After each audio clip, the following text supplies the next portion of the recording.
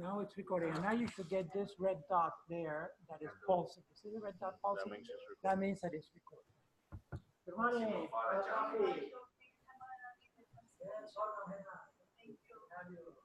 Good morning, how are you? Pleasure. Nice meeting you, Henry. We're setting up here. Nice to meet you. You on your way, okay? Yes. Okay, you're welcome.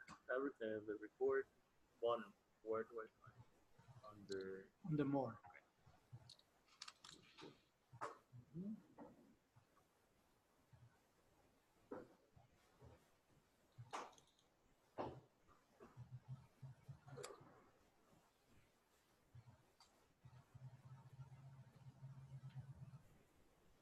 All right. All right, so now you have, what do we have now? We have all the students that are going to link virtually are ready to do that, okay? And also the lecture is ready to be recorded so that at the end of the lecture, it will be downloaded from the cloud into this computer and made into a YouTube, all right? Okay, the next thing is we have to set up for the guys who are here. So you want to pull down the screen, the black button. And then you want to turn on the video camera, which or the not the projector with the control there, the red button. Morning. Morning. Anthony, good to see you.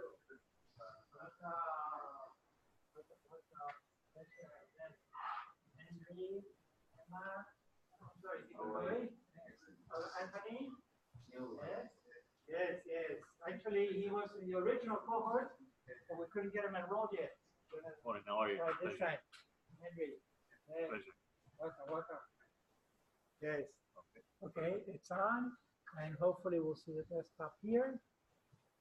And there it is. Great slide. I'm always happy when I see the desktop because then everything is connected to Click. Okay.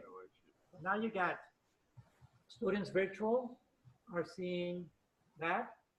Students live are seeing this. And then it's also ready for, because it's recording, to make the video for whoever. So the video is recorded in this computer, and then that way we can create a The YouTube. video is recording, no, the Zoom is recording on the cloud. Okay. But And it's from going the to cloud, download it, yes. do we do that, or at the it end, does it? we have to assign it. We have to order it. You know, we will do that at the end. Okay. Perfect. Okay. Which at the end, we have a, Oh, I realize that. I can be here. But, well, 12:45. It's need to bring stuff to do extra. But you don't have no. You only have the introductions today, and because the first lecture for you guys is in 2 weeks. So now this is what we have. Today's the 8th. We have, oh, by the way, the theory of progressive mother today. Happy feast. Yeah, happy feast. Yes. You going to mass tonight? No, because I have the 7 p.m. at St. Monica. Oh. I cannot do it. Yourselves? Yes. You're not too far, Yeah, right? yeah. Yeah, are you in? Yeah, I love that. Anyway, so here we are today. Next Saturday, I have class with the new cohort, but you don't have a session yet. You have it in 2 weeks, in 2 Saturdays, with Dr. Rodriguez, Sandra Rodriguez. She's a psychotherapist. But that's when I need to go to Rescate, to a prison ministry. All right, it's a prison retreat all day. So that's when I cannot make it here. So this is the challenge, you know, that you're going to be basically on your own. Now, having said that, I do have the 8 o'clock mass at the parish, so I may be able to stop by on the way down, just briefly make sure that everything is getting set up. But then at the end, I won't be here because it's all day. Once we go into the prison, we come out at 5, 6 p.m. So if you want another alternative, so what I have for you guys today is to introduce your cohort to the current cohort, right? You meet each other, and then I'll give you the syllabus or the calendar for the sessions that you, for the lectures that you have. They're on different Saturdays. And then after we do the introductions, explain a little bit how the healthcare bioethics course will work, which is being taught by doctors, then you all can leave. Whoever wants to stick around, they're welcome to stick around, but I'm going to do basically lecture one of the fundamental principles back from last year, this is your first lecture. So it's up to you. You're going to do it here with this setup, everything in this. Yes, I'll stay here for today with this one. Okay. But then in the following sessions, whenever we have class together, you all will be here because you're all more familiar with this one. And I'll be in the classroom across the hallway there, using another Zoom account that I have, a second one, so that it doesn't conflict. You can only take one account at a time. So we'll be next to each other. All right. So you have a couple of options to see how we do the end part, which will be in 3 hours. You have a couple of, you can either stay today for the full course, but if you hadn't planned, you can come back, for example, next week. No, I think I will stay. You stay? It's better for me to stay. Okay, stay. And if you want, I can also, if you have stuff to do online, for example, I can give you my office, or I can give you a laptop that I have, extra laptop. You can work stuff online or stay in class. Yeah. So it's good too. Excellent. Sure. Well, we're going to cover fundamental principles. Hello. Perfect. Good morning.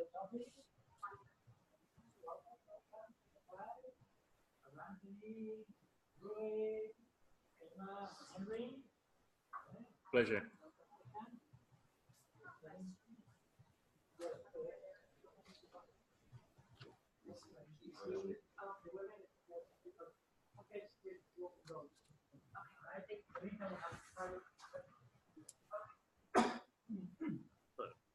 Perfect. All right. So we're all set for now? Yes. We're all set. The Now, lights. You'll yes, control the it. best way to get light is actually use natural light. Well, all right, so we have 3 options. Obviously, this row should be off, right? But then the other 2, try between the other 2. Good morning. Hi, good morning.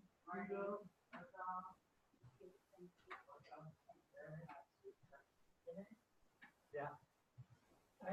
Right, so maybe that middle one. Yeah. No. In other words, that's dark enough that you can see the screen well, right? And it's bright enough that you can take notes. Is that okay? Just taking notes, is that sufficient or is that too dark? Is that Or I left both of them open. Sorry? I left both doors open. Yes, correct. Yeah. Right. Were you able to open it? No, the private one. Okay, well that, yeah, but I'm not asking about that. I'm asking about the actual brightness. If the screen is bright enough to be seen, and if you have enough light to be able to take notes. Now, I think it could be a little brighter, but I'm, but maybe Right. that's that fuzziness. okay, well, the way to make it brighter is to turn the room off, but then you don't have enough light. Try that. No. So you see, no. Then, right. So, but we can try that and then open the window screens here and see if we get more light. And then we're subject to whether there's not light or not outside. Okay. So, there's another option, but this one doesn't have a I think that maybe go back to the way it was.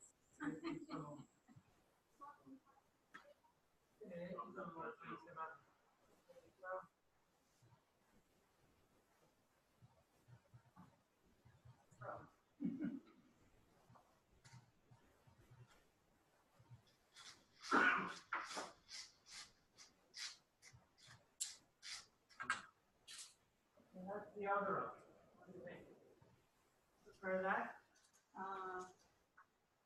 Can we see the first option? Yes. Okay.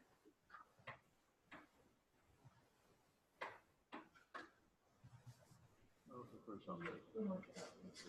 Well, the actual, once you get to the slide, it's not like that. All right. that's It's because of the Well, white this is background. okay. It's It's okay. because of the white background that it looks like that. yeah, Once you get to the side, it's not like that. Oh, okay. exactly. Okay. Well, that looks Not only that, that's pixelated, right? But the PowerPoint sign bigger and better. Easier to read. Personal, I think it's no, I think it's another. Right.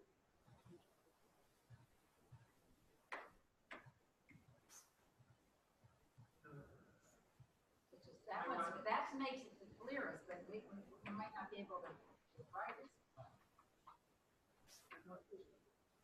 That one or okay. That was too much, no? Right? That one? No, it's not an outline to take notes, right? Yeah.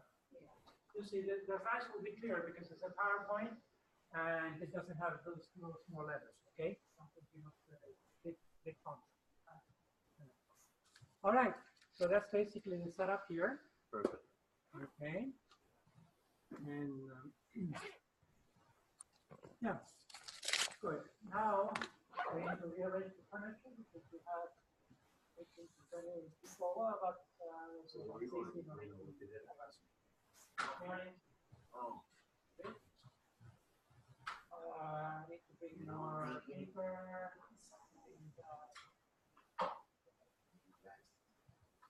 Maybe for today we'll use this camera.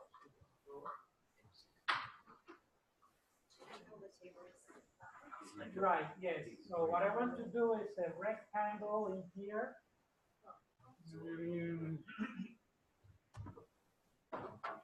Let's see if this works.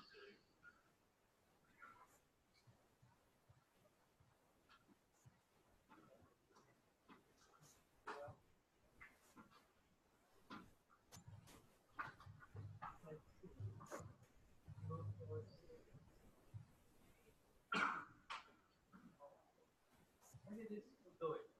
If we make a pattern like this, maybe in this area, kind of underneath the projector, turn the tables vertically like this, and make one big table. Right? like a big square. Yeah, like a big square or a big rectangle in the middle. And we'll have the chairs all around the side. That way people have space to write.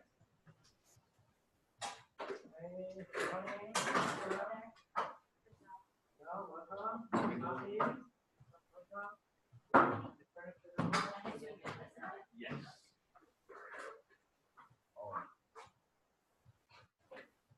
So that's all.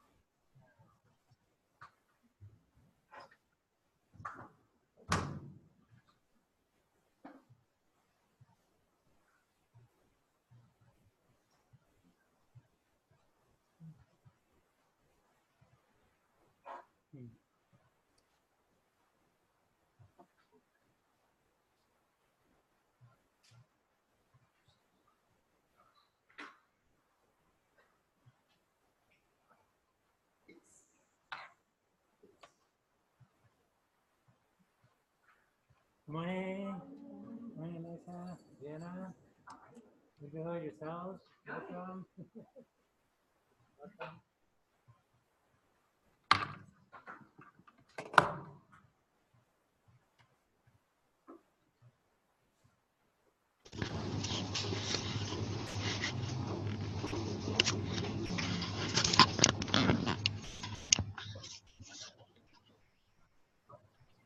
Let me see if it's still recording. Is the microphone still set? Yeah? Okay. Good. This one is not working. Finally.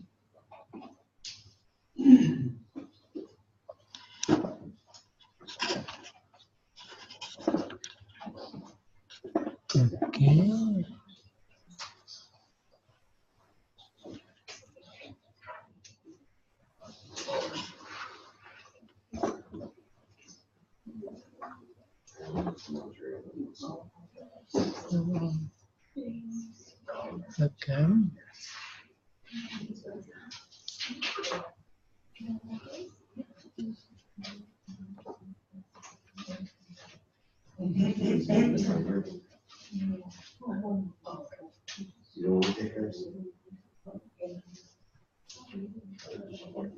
Okay.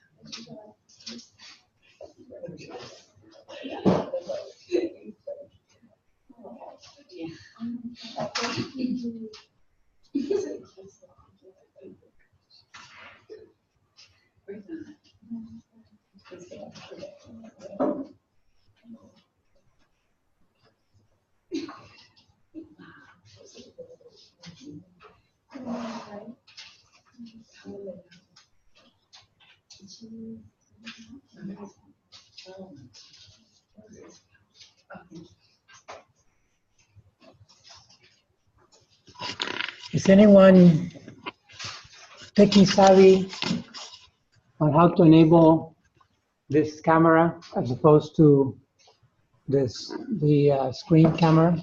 Anyone know about that? No? How to enable this camera instead of this camera? No? Me neither. First time I try it. Want to take a look? See if we can do this. Otherwise, we can try turning the laptop, because a couple of folks are joining us by online.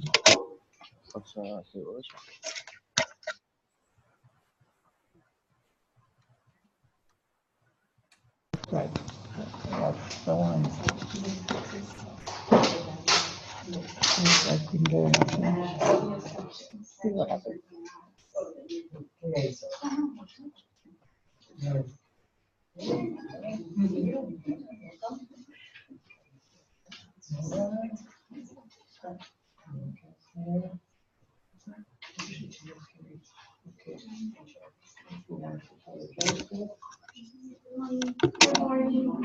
Morning, morning. Welcome.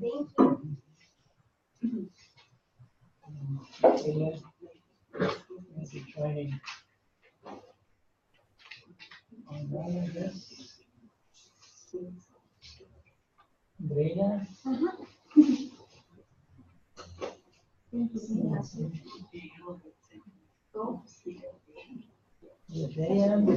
Strange that Fidea hasn't logged in yet.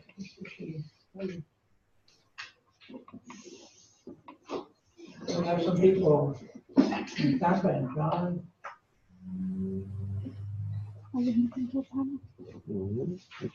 this one?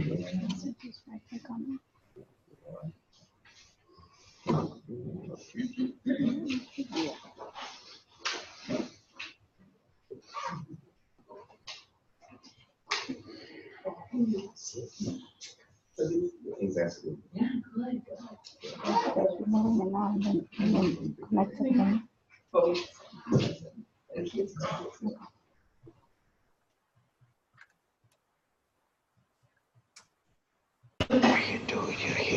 I got it. Well, we get started. So I didn't recognize her. No. Oh. I'm a new person. Yeah. She did it on purpose. Yeah.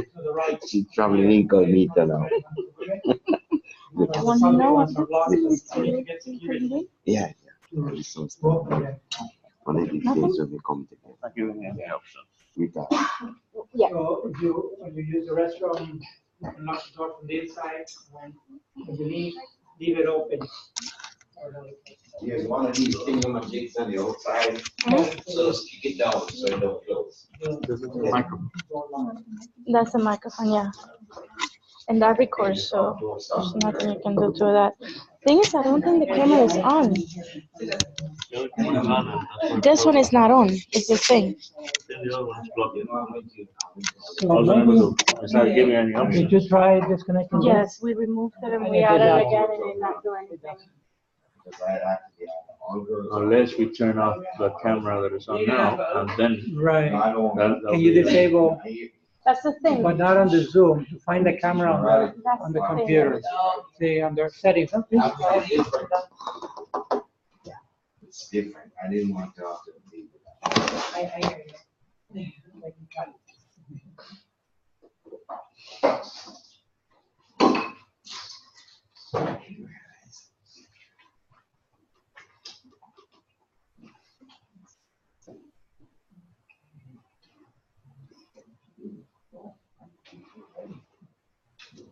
We should get started. When she got up and walked across.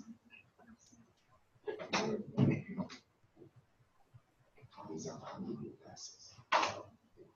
Okay. No. What we could do would be, so. Oh, for then? Oh, yeah. Okay, you'll see the titles. Let me see if we can make the tiles a little bigger. Morning, Father Dayan. Good morning. Can you hear me? Good morning, Father. Okay, excellent. We can hear you too. There we go. We got a room full of people. It's Father Dayan. Let's see if we can make it. I think we can make it much bigger. There's a little tile there. All right, last thing I need to do is pull up my presentation here.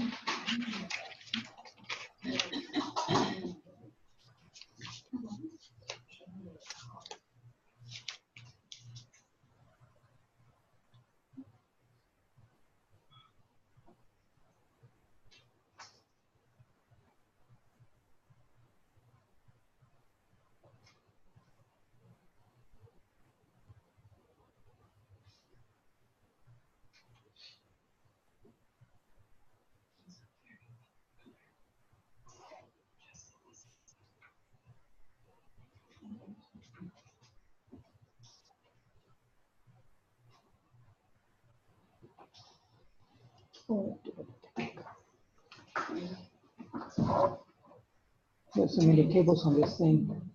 I'm not going to turn. Let's see. I'm trying to get you to see all day on the group. Oh, okay. But I think I can turn this thing the whole way. Maybe it will go. Yes, we have the current cohort and the new cohort. Maybe a little bit there. Right. Can you see? Good morning, everyone. Okay. Okay. Greetings from Tampa. That is Jose Machado, right? So Somewhere. That's funny day over there. We have little name tags, or so you got your own name tag here. Oh, wonderful. Fantastic. Thank you. You're welcome. All right, let's begin then.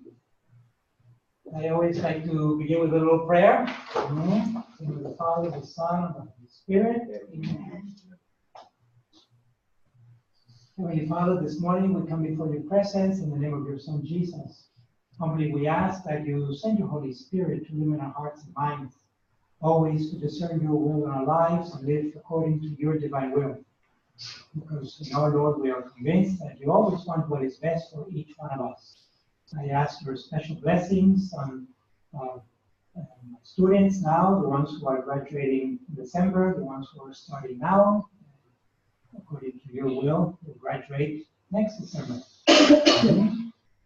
You bless them in these studies, may you open their hearts and minds to what you have for them, so that then they can share this with those who surround them and continue to promote the dignity and sanctity of human life and of all life on earth.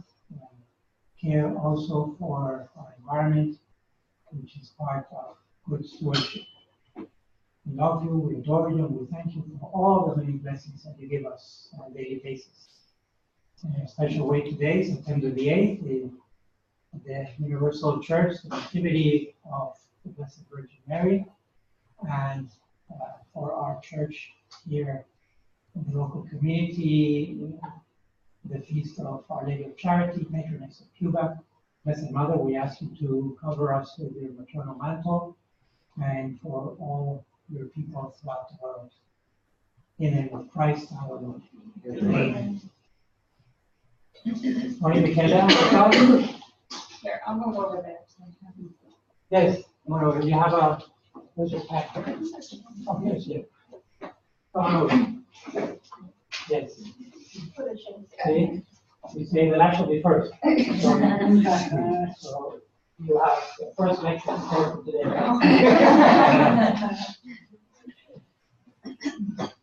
Okay, well, very happy to see you all here.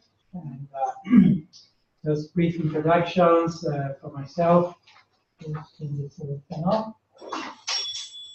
And this is the third cohort that we run on the new Masters in Master of Science in Bioethics here in St. Thomas. And the first cohort is out there working, and you have some of them teaching you for the second cohort today. Not today, I mean this semester. A number of them are medical doctors, and so they come back to teach, because this last course on the second fall is healthcare bioethics, and it's being taught by medical doctors. Okay, so that's what the current cohort, the second cohort that is going through, and I'll address you a little more specifically by giving you the syllabus after we do the general introductions. But we also have with us the new students who are starting the third cohort of the program. And the number is holding approximately between 8 and 10 each time, 8 and 10 students. I'm very happy for that, because you consider a master's program that just launched. Typically, you'll have 1, 2, 3, 4 students, right? It's a graduate program. Like we've been consistent for 3 years now, between 8 and 10. There are a couple who may still join us. One in particular is a priest from Nigeria. He's trying to get a visa. He's admitted to the program, but he's still trying to get a visa from the American Embassy to allow him to come as a student, right? And join us. So he will be joining hopefully in the next few weeks. That's Father Casimir, right? Yeah. And anyway, just to express my excitement, I'll do my personal introduction in a minute, but I want to give you now the time. We'll go around the room and you can introduce yourself. The new and the current cohorts are interspersed, all right? But we'll go around. So just if you want to start, Monica, well, your name is there. Your background and perhaps your interest in bioethics, whatever you want to say. My name is Monica Nolan. I'm an RN, and I never really thought about pursuing a master's until I went to the Respect Life conference last year and heard Father Chaffee speak. And Respect Life is, I've been involved in ministry for probably 10 years, and it's close to my heart, and I just thought that this would help further my ability to speak to the issues. I currently work remotely as for a pharmaceutical company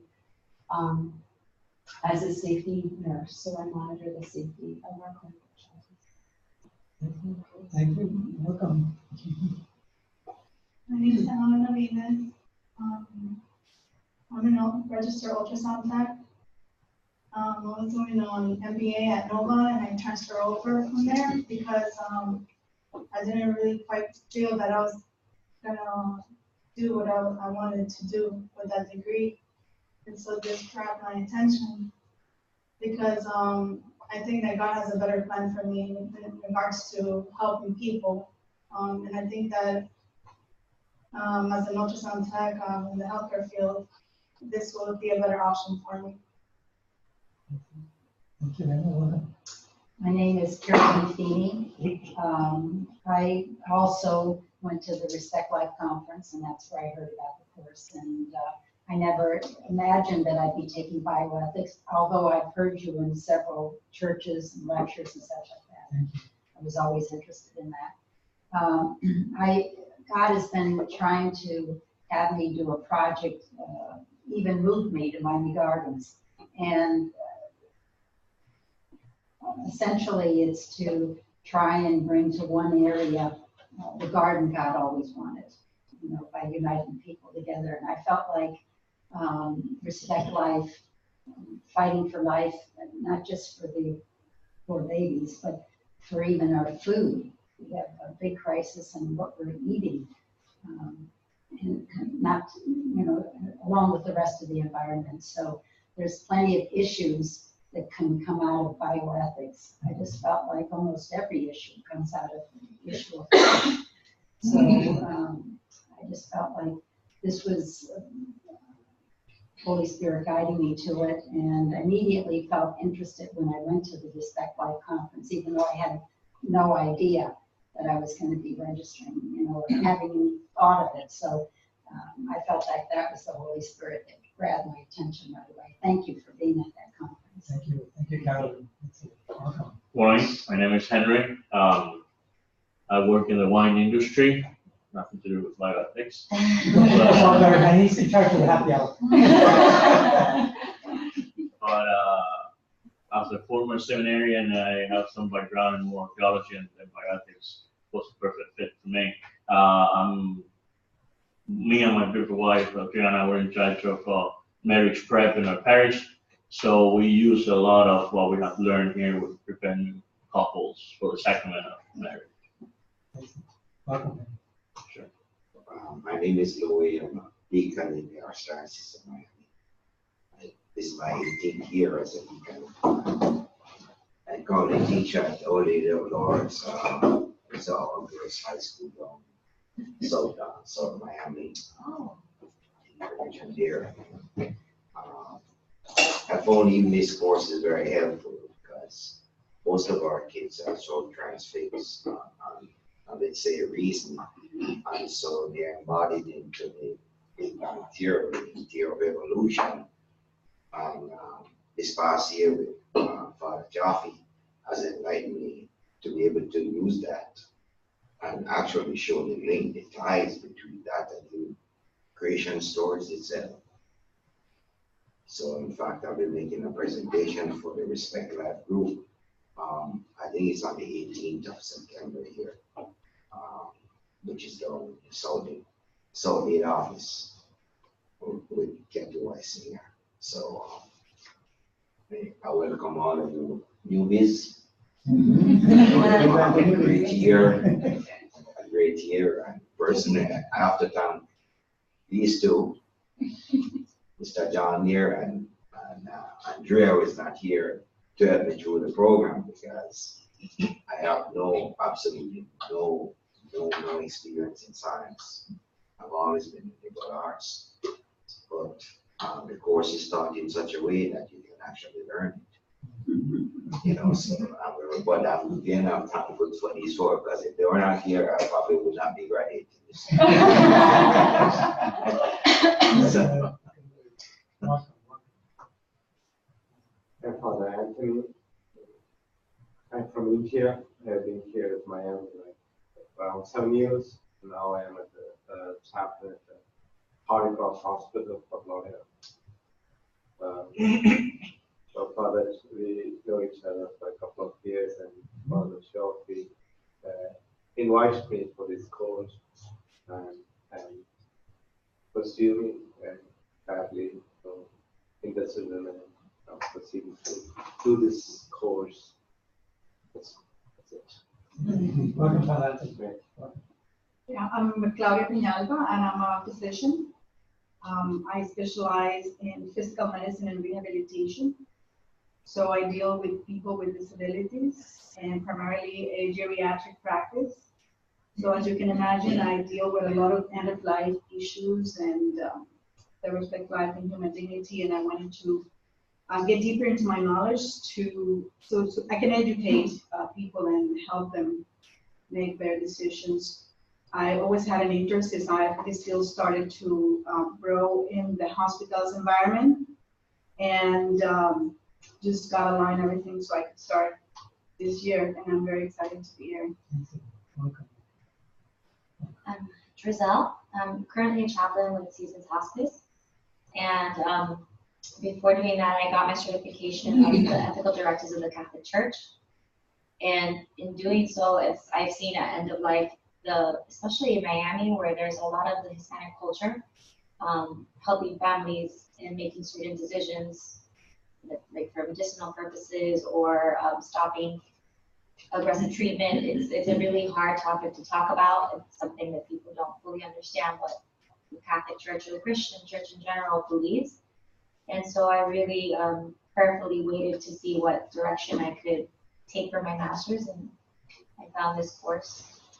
And I think that it's the best for chaplaincy and to educate people with what dignity of life really is. Welcome, Drizel. Welcome. My name is Andrina Gomez. I'm an international student. I'm from Venezuela. I'm a biologist. Specifically, my branch is microbiology. And I choose this master because when you come from a religious family and you choose a science career, it's a shock. It's a really big shock because you start asking all these questions like origin of life, evolution, animal experimentation. So that's why I chose this program, because I was used to, I had my beliefs, my religion, and then you start like, it's my career. So it's a shock because it's like two different worlds. So that's why I choose this master. Give me a minute. Want to get the mic? Can you hear me, Father Dayan? Yes, Father. Yes, I hear. I just moved the microphone closer to the table. I just realized probably. Okay, so you can see the group there in general, but you can hear us here? Absolutely, very clear. Oh, good. Excellent. Thank you. Sorry for the interruption. Good morning. I'm Father Jose Gomez, Jose Roberto Gomez. People call me by my second name, Roberto Jose. My apologies. I'll fix that. I've been working in this archdiocese for 2.5 years, and I'm working at St. Agatha Church in Miami. And I'm very interested in this course, this master's. And this is my first time I'm going to study in English. I'm a little nervous. With the help of the Holy Spirit, everything is okay. And I like this master because I think that it's very important that the priests know about these issues, principles in bioethics. Thank you. Welcome, Father Roberto. I'm Alyssa Faulkner. I'm actually a chemistry teacher at St. Brendan High School in Miami. I'm originally from Philadelphia. I moved down here about 6 years ago. And it's actually interesting kind of hearing everyone talk and being on the other side. I remember being on the original side, and I'm like, wow, you're gonna love the end of life stuff. Wow, you're gonna love the beginning of life stuff. Wow, you're gonna love the old stuff. You're gonna find that fascinating. So it's interesting being like, wow, like I can see your journeys and where you're gonna kind of like different aspects of the course. I kind of felt the same way, where there was a big bridge being a chemistry teacher and then having my religion. Where's the connection? This course really made that connection really unite. I didn't feel like I was one versus the other. And I feel like in terms of personal, this course really hit more of a personal strike for me. I lost my mom last year to cancer. So all the end of life issues were really good. I feel like it opened up a lot of conversations in my family. And then we're beginning to start a family. So that's been also really interesting to just kind of understand what's going on. And so that's, as chemists, we don't really go to that level. So that was interesting. So it's just, it opened up kind of a world of questions and uniting. And so, yeah. Welcome, Melissa. My name is Adriana Perez. I have a bachelor's in finance. I'm also a pianist, and I, along with my husband, prepare the couples that are getting married at St. Raymond Catholic Church. I want to welcome all of you and congratulate you for the step that you just made. Trust me, it's going to change your life. Not only on the professional side, but personal, in your personal life. For us, it had a great impact, and I'm forever grateful for Father Showcase. So, welcome. Enjoy the ride. I'm Michaela Bell. I teach at Christopher Columbus High School. I am also from North. I came from Maine about 8 years ago. I also lost my mom to cancer 2 years ago. So this course, I found the end of life issues very interesting. But the reason I initially signed up to take this course was so I could better help my students embrace their spiritual side while teaching biology. So, and that has helped me immensely. This course has helped me immensely with that. So, yeah, thank you.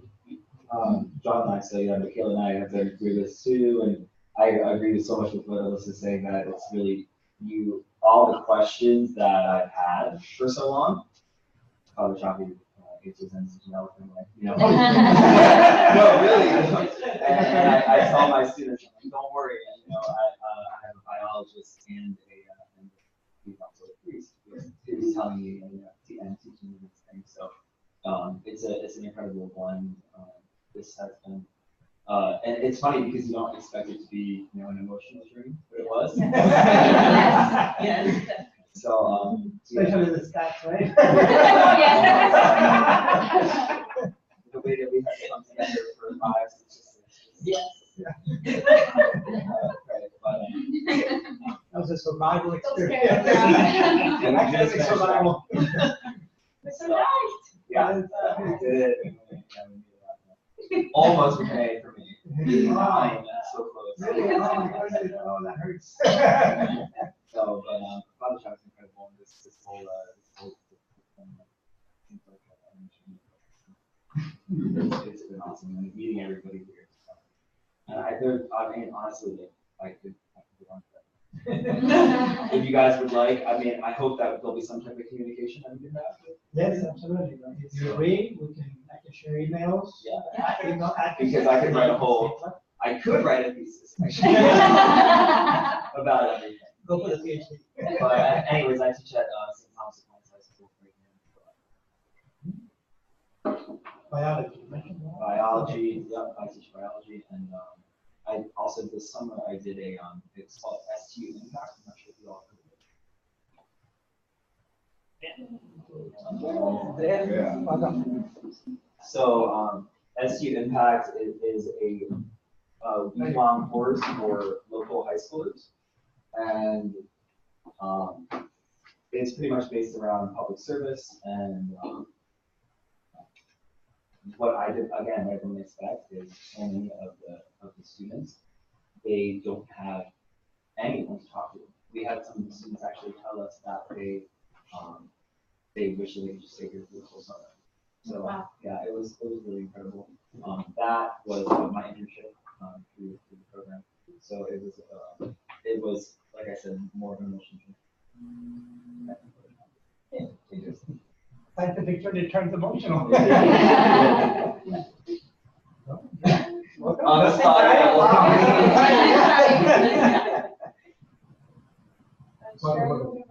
This case, we're just doing introductions with the current cohort and the new cohort. Oh, welcome.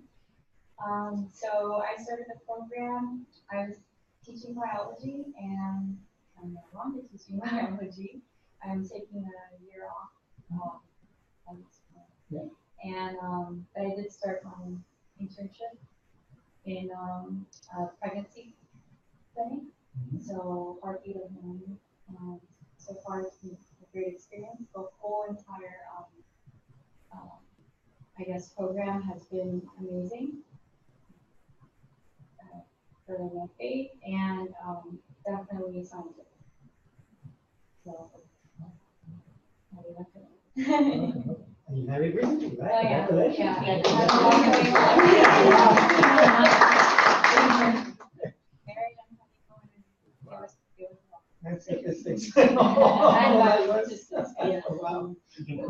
By the way, I'm to chime in.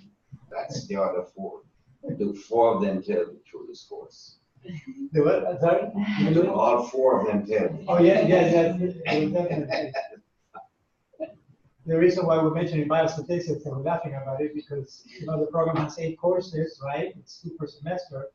There's one course that I don't teach, which is a biostatistics course. And this year we had a new professor.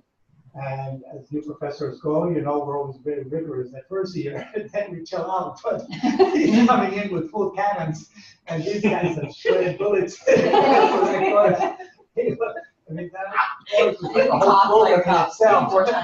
That should have been a 50 credit course. Father, if the truth be known, I think the St. John's developed a personal relationship with that professor. Thank God. It was an experience. You get some free piano lessons. Like she was saying, we used to speak like 4 or 5 times a day. Yeah. Really? Wow. Yeah. It was nonstop. I feel like in a way now we're It like was really cool. Thank you. Are we having the same one? It's doable.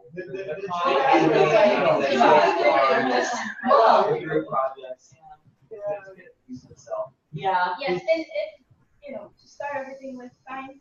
Don't wait until the last minute to do everything and just had a just lot of have our requirements. emails and we'll try to help you out. Yeah. From a Catholic perspective, it's a great opportunity to offer for a social purgatory. Yeah,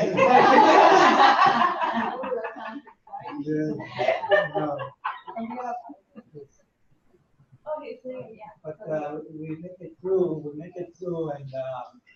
and we stick together. It's an important thing. Okay, put myself in it as much as I can help you with anything, including some individual tutoring, whatever is needed to get through it.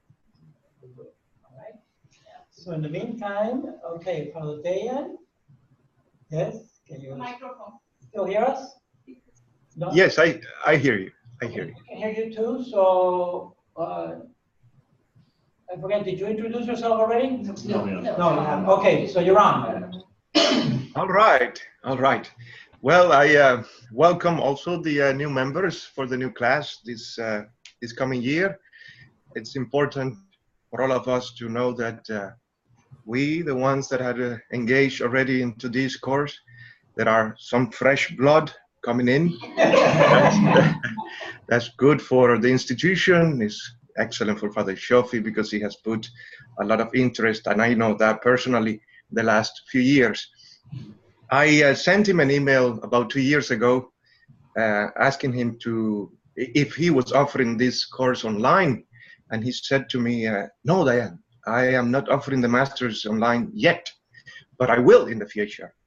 And then last year we spoke again, and he sent me all the information. He interviewed me by phone, and gracious as he is, he said, now you are part of the new cohort.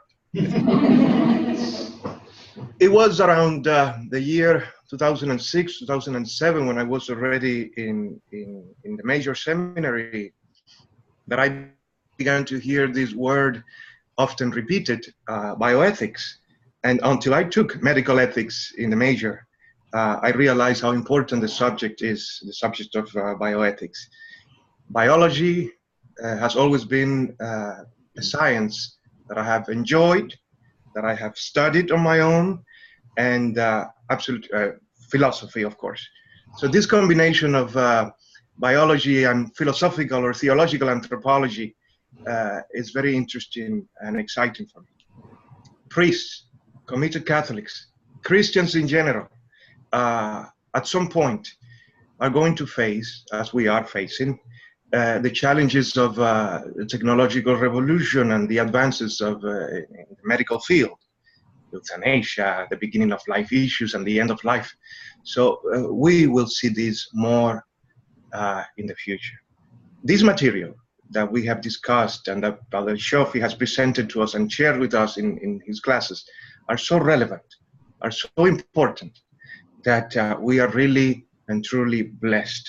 So my fellow students, the new ones, enjoy the ride, and for us, this is our last semester, sadly, but the goal, we are about to reach that goal, and we will be able to help a lot of people as humble Christians in our fields. So thank you again. Thank you, Father Dayan. Thank you. And welcome once again. Excellent. So you can see that all of you have very diverse backgrounds, which is very typical of bioethics. Bioethics is a compound word. It's got science, it's got ethics. It can be approached from the philosophical perspective or theological perspective. But the point is that it's interdisciplinary. And I'm always enriched by the variety, diversity of backgrounds of the students, right? From very hardcore scientists to theologians. We've had business people, we have economists, teachers. So it's an enrichment. And I hope that we can all learn from each other's background and experiences. Each one brings something unique. So let me say a couple words about myself. I've always loved nature and the ocean, and I admit that my first love is always nature. Okay, it's fascinated me since I was a kid. I grew up in Cuba as a kid next to the beach. I think I learned how to swim before I learned how to walk, and I was always underwater and loved the ocean. And then on the shore, I would catch a crab, the ghost crabs, and start dismantling the crab because it had all these articulations. Then I take a lizard and open it up and wait for the ants to eat the lizard and look at the skeleton. The childhood.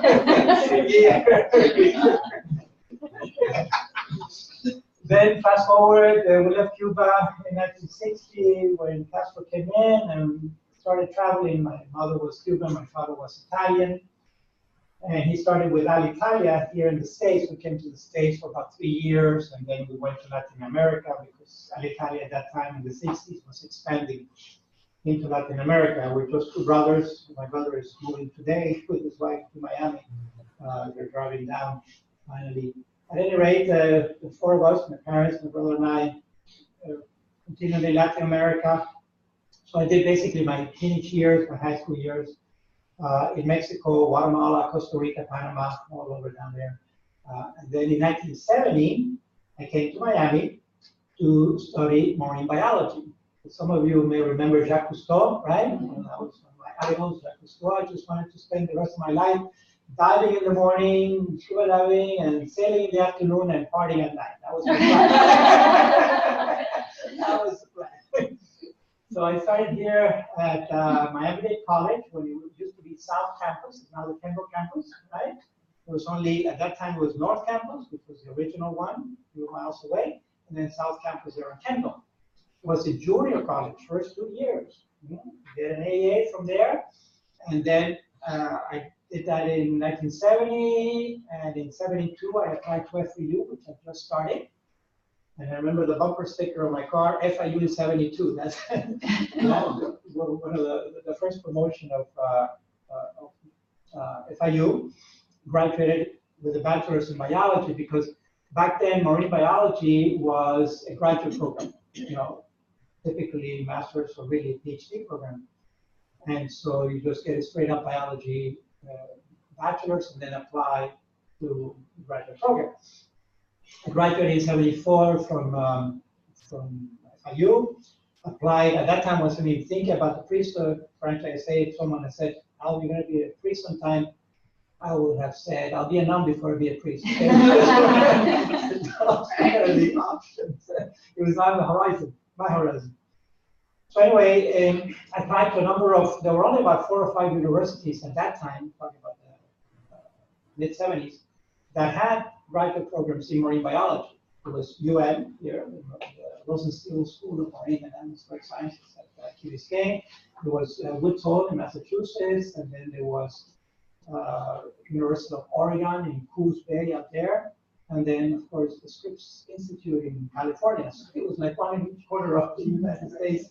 And none of those accepted me. So I stayed in Miami, and eventually I started teaching at St. Brennan High School biology, right? And that was the fatal mistake, because right next to St. Brennan High School is the seminary. Here I am now in my late 20s, like 27, 28, and still thinking what to do. Wanted to reach the students at a deeper level, at a more spiritual level, beyond biology and the science. And so I started thinking about the vocation. Went to a priest from my parish, and he said, "Well, Al, better that you try and fail than to live with a regret for the rest of your life," he said. And I remember those words 30 years later. And so, still trying 33 years later, I haven't seen the out yet. But the thing is, when I went into the seminary, so I go in, and I say to myself, well, okay, so from now on, biology is going to be a hobby, right? Because what is a priest with biology? And then the bioethical issues started coming up. Anyone remember Dolly? Mm-hmm. Not the singer, the sheep, which the sheep was named after the singer, ironically. But yeah, it was the first cloned mammal. And I think it was in the 90s. Anyway, it was at the Rosalind Institute in Scotland. And when that came on the horizon, I said, wow, you know, we're mammals biologically, and the technique is identical in the lab to clone a mammal, any mammal. It's basically the nuclear swap. And therefore, if we can clone a sheep, we can clone a human. But should we clone a human? And that's the bioethical question. We can do it technologically, but should we do it? Maybe that's the ethical question. So the canon name, we'll talk a lot about canon name.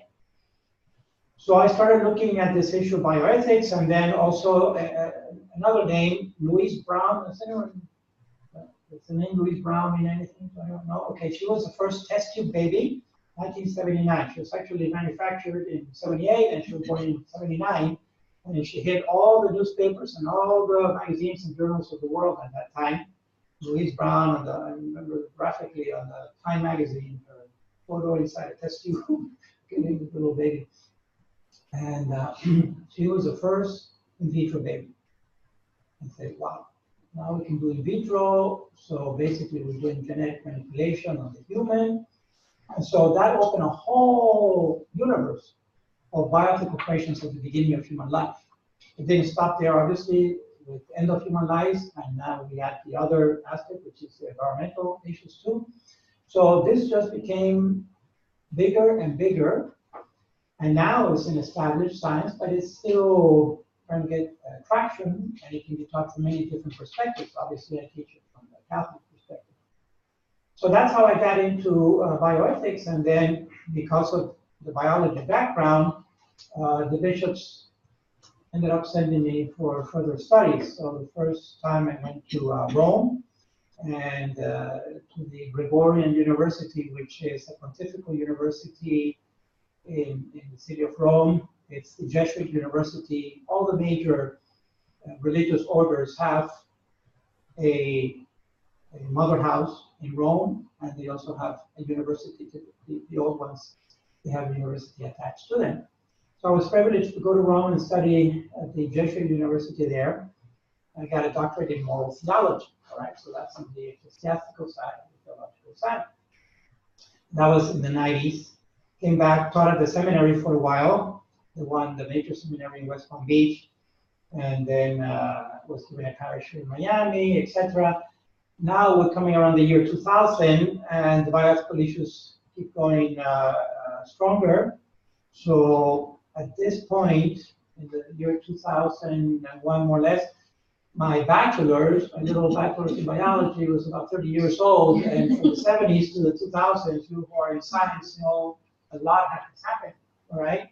Just to give you an example, well, so I asked the bishop if I could go and get further studies in biology to bring that up to par, because I already had the terminal degree in theology. And the Archbishop said, sure, what do you want to do? I said, well, I'd like to do a doctorate in genetics, thinking that he's going to say, you're out of your mind, but he said, go for it. I went up to Boston, spent about a year preparing in Boston, helping out at a parish, and in the meantime taking some courses. I took a course at Boston University on evolution. I took another course in genetics at Harvard, and to bring me up to speed. And applied to about 10 universities because I couldn't afford not to get in. And several accepted me, but Purdue accepted me, and it was not on my top list. But they accepted me and invited me to go over and spend a week to see the place. So I said, well, it's a free week at Purdue, might as well check it out. You know, didn't even know where Purdue was. I've heard the name, but I didn't know where it is in Indiana. So I went and spent a week there, and I loved the place because I needed really. It's a huge campus. It's a land grant that was given. It's all agriculture. You look to one horizon and you see soybean, and you look to the other horizon and you see corn. It's very flat, and there's just these huge universities, a major state university there, and it's a huge technological university. It's all about science. Many astronauts have trained. It's basically a polytech. They have trained. The engineering program is taught in the United States, and it's really what I needed. So I moved into campus there, got rid of the van, and bought a bicycle, and there was even a Catholic church in the middle of the campus, which is amazing. So for 4 years, I was there and got the doctorate in genetics.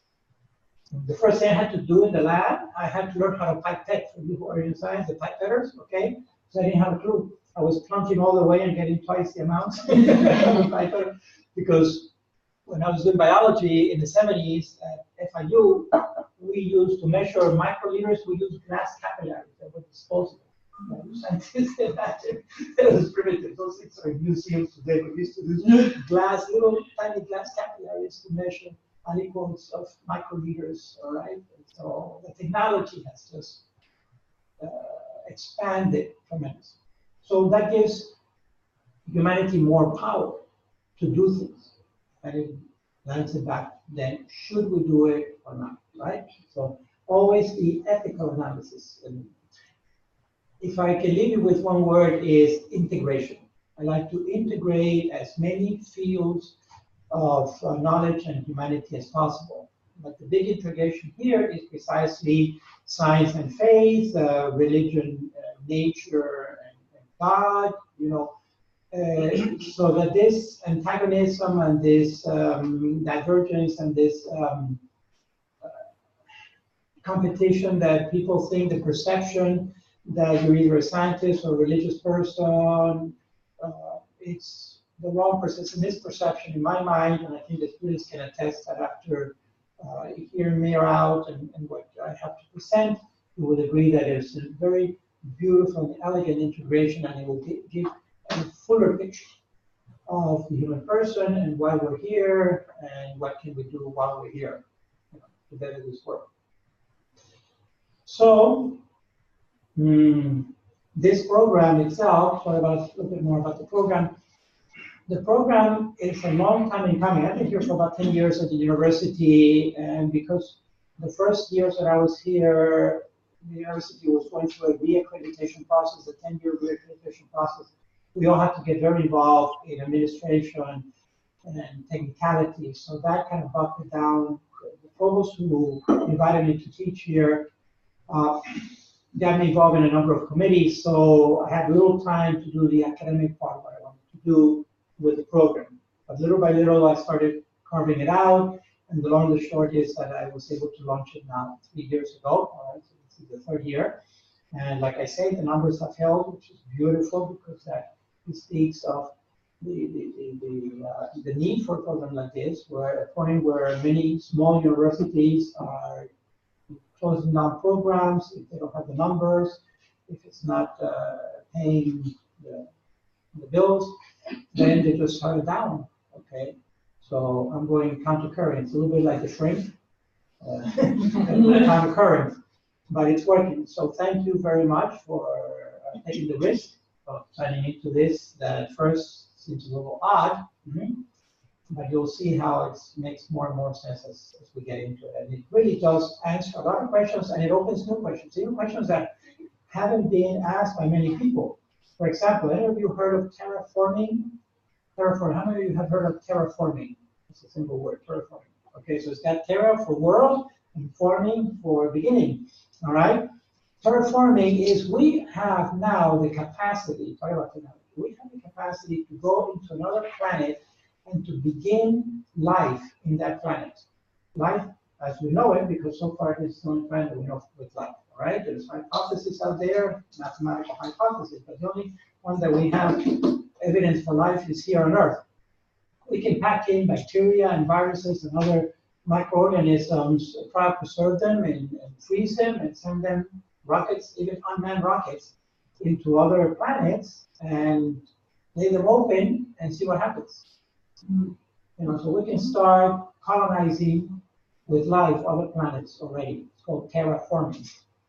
So there's astrobiology going on. What is astrobiology? Well, there's now organic molecules floating around in the universe. So they have detected, scientists have detected DNA fragments and protein fragments and carbohydrates floating around in the universe now, which obviously they came from here, right? So we're giving off a lot of stuff into the universe, not just heat. And so if there's astrobiology, there should be astrobioethics. In other words, do we have a right to terraform a planet? And who has the right? Should it be the Americans, the Russians, the Chinese, or whoever gets there first? It's just might, the right might, or should we have a committee to do this? You know, what species are we going to send, and what are the risks involved, et cetera, et cetera. So you see the questions that come up. Interesting. So we have to learn from the past and look at the present, but we also have to project into the future of the possibilities. And I can tell you, bioethics is an emerging field that should get more and more traction. And to cut a little bit to the punchline, at the end of the day, we can basically do bioethics from 2 different perspectives. We can do either a utilitarian bioethics, or we can do a principle bioethics. Utilitarian bioethics is going to be, if we can do it, it's called the technological imperative. If we can do it, then we should do it. In other words, if we have the technology, we should do it. And if you think it's so bad, then make it illegal. It's a legalism mentality that's involving there, and then just what happens there is technology is driving us. We're not driving technology. Technology is driving. If we can do it, we should do it. It's called the technological imperative. Anything that can be done will be done sooner or later. Very scary if you think about that, because we have the capacity to blow up the world with nuclear power. We have, the stealth bombers are flying overhead. They don't even come down. They refuel in the air. All right, they may even change pilots in the air. We don't know, but they have the ports with nuclear weapons. And for example, we can take care of the problem in the Middle East by dropping a few nuclear bombs strategically. Okay, but should we do it? And hopefully, our intuition is we should not, because we don't have the right to kill those people and to contaminate with radioactivity. Okay, so can and may. It's not just a grammatical distinction, it's a real life existential distinction. And for some people, the distinction between can and may will mean the distinction between life and death for them. For example, in the beginning of life issues and also at the end of life issues. So it's an emerging field, it's expanding, and I ask you humbly to continue to expand, to open your heart and your mind as much as possible all right, to the possibility and question me and challenge me and ask me, well, why this and why not this, all right, because that's what it's about, because I'm going to challenge you. You have my word that I'm going to challenge you, okay? And I want you to expand on your beliefs and expand on your knowledge. Two realms, and that's where we can combine nature and faith and science and religion, because they're two realms that are studying the same subject, which is truth, from different perspectives. So where was I? In the program, right? So you know, it's you're on for the new ones. You're on for 15 months right now, which will be 4 continuous semesters with some breaks in between. For example, the current cohort is just coming back from about a month and a half break, almost close to 2 months. Right? Well, we extended this statistics. Oh yeah, that's right. Yeah, so that just ended about 2 weeks ago. Yeah, about 2 weeks. Anyway, you'll have to, the main breaks will be in between semesters, okay? But even within the semester, for example, we have 16 weeks in the semester, but for the current cohort, you're only going to have 8 lectures, and for the starting cohort, you're only going to have 10 lectures, because those are enough to cover the materials. We gather 3 to 3.5 hours every Saturday, so there's a lot of time to pump out the material there, all right? Okay, so that's how we do it. Let me stop for a moment, because I've been talking for a lot, to see if people have questions, comments, anything. Distractions, anybody want to leave yet? No? Okay. I just want to, Yes, Carolyn? I don't know enough about it at all, but you were just talking about utilitarian. Utilitarian, yeah. If we have the technology, we should do it. Yeah. CRISPR, I hear that. CRISPR, yeah, we'll get into CRISPR. That's yeah, part of that first one, right? The first bioethics. Well, if we have the technology, we should do it. It sounds really good. We can do things with the physical body and stop diseases, but then should we do it? Right. Okay. So Karen is raising the issue of CRISPR, which is an acronym, and it's a technology that has been discovered now for, I guess, a couple of years already, which is now we have the capacity to insert any gene from any species into any DNA sequence of any other species, basically. All right, so we can do transgenders, we can do transgenes, we can essentially generate in the lab new hybrid species that never existed before by adding or taking out genes in a targeted area, because the technique has been known for many years already in transfer, but it was a shotgun thing. We couldn't actually target the gene to a particular area of expression. Right? But now we can. So what I'm saying is that we can make hypothetically, the tail of a mouse grow on the head of a chimpanzee, for example, or things like that. When you apply that to the human and even to other animals, should we do it? Should we do it? Because it gives us tremendous power at the genetic level. The technology is there. And when you couple that with in vitro fertilization, we can do eugenics, we can manufacture, we can purify the race. That happened about 50 years ago and led to a Second World War. Okay? Only those were born humans. These are unborn humans. And it's all with the highest standard of quality and the technology that is used, because everything has to be not only macroscopic, but manipulated microscopic cells, but you have to do it in a sterile environment. And so you can see that clinically and technologically and scientifically is the highest standard, but ethically, we're manipulating human life. And did that embryo consent to that manipulation? Right? So, you see the issues? Yeah. So, hang on, hold tight, the train will go there for sure. Okay? For the CRISPR that you were just mentioning, the cow valves and the pig valves, they can be placed in the humans. Yes. And there's also grafts and that can be built for blood flow. Is that the same thing, or does that fall under another category? No, that's different. That's more traditional, essentially, transplantation, organ transplant or tissue transplant. Okay. We know that the heart of the pig is very similar to the heart of the human anatomically, And so for many years now, for decades, big valves, heart valves have been transplanted into human hearts. And of course, we don't consult with the pig, but we do consult with the human. So sure he wants a valve, and typically most of them do. And there's a way to strip out the immune of the, so to make it immunocompatible, because we're going into species here, all right? Basically, it's a good cause, all right? And the human is certainly not, there's a level of risk, but the benefit is better. I was friend, he actually got a whole heart transplant, but his heart was down to 10%. And it would take him all day to just climb one step of stairs. So, having said what I'm trying to say about all that is that it's different, it's at a different level, okay? Interspecies transplantation is okay as long as it meets certain requirements, especially on the human side, and as long as the pig is sacrificed humanely and not tortured and so forth. And typically, the pigs are sacrificed anyway, especially around Christmas time, right? So these pigs are grown in farms and so forth. So there's that. There's GM, genetically engineered food. We'll get into that too, GMOs, and we can put now, for example, antibiotics into grain that is grown in places where there's health issues.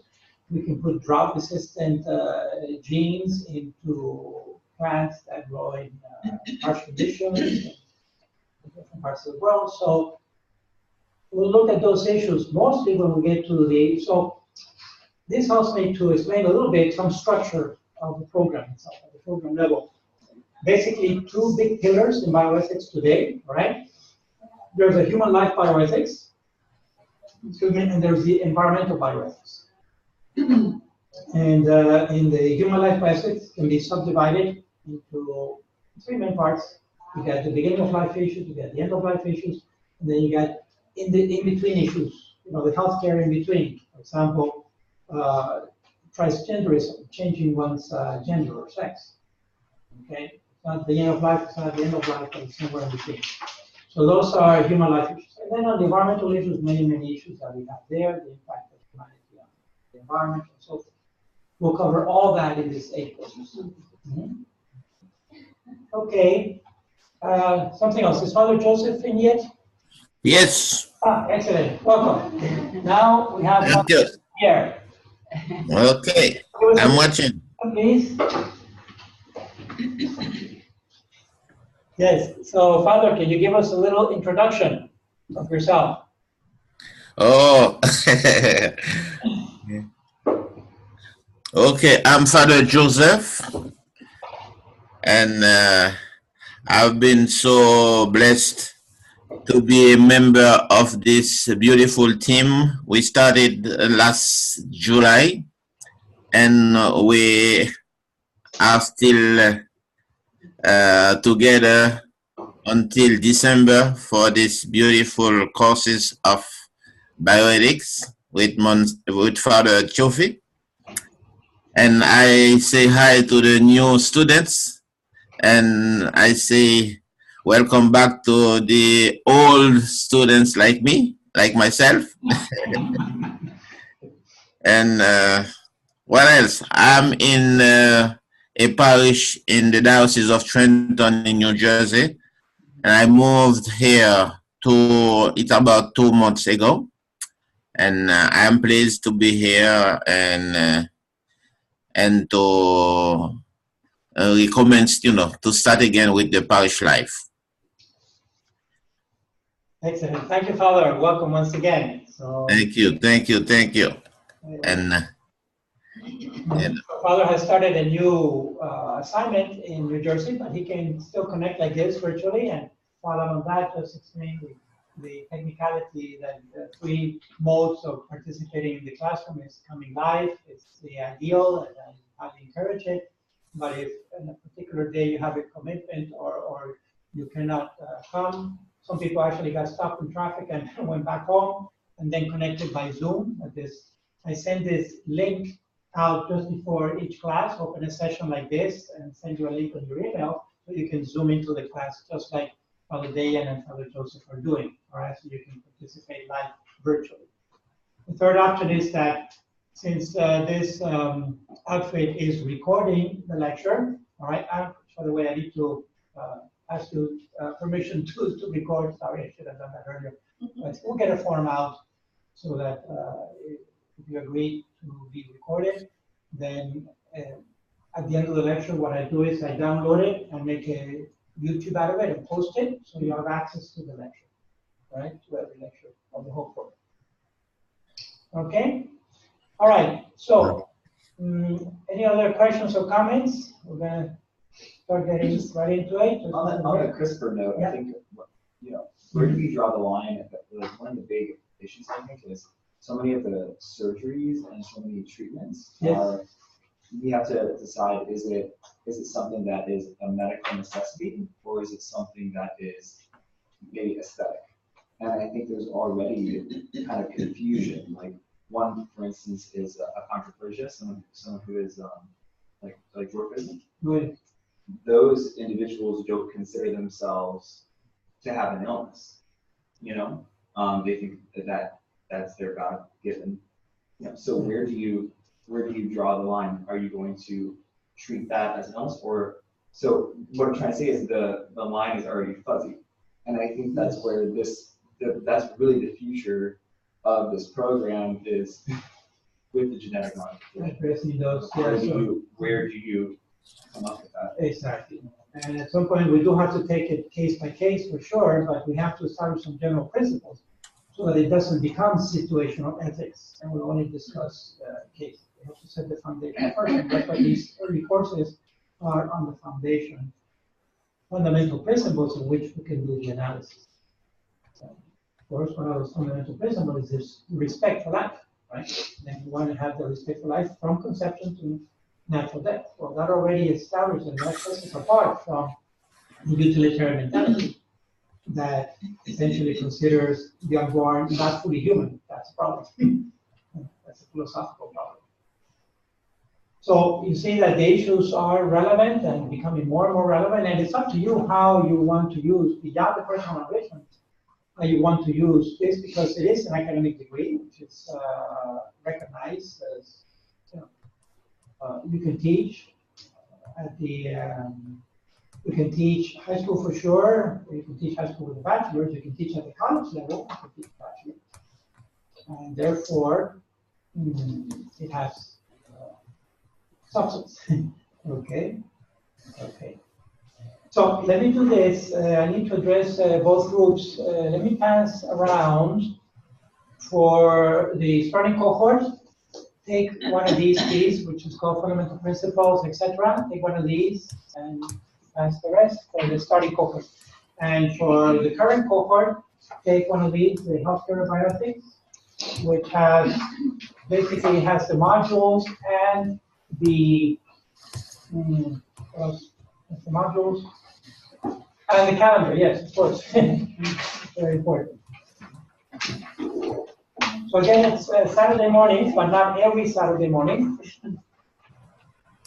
And while the new cohort is taking a look at that in a little more detail, I'm going to address the current cohort so that they can leave us as we're coming up to the break.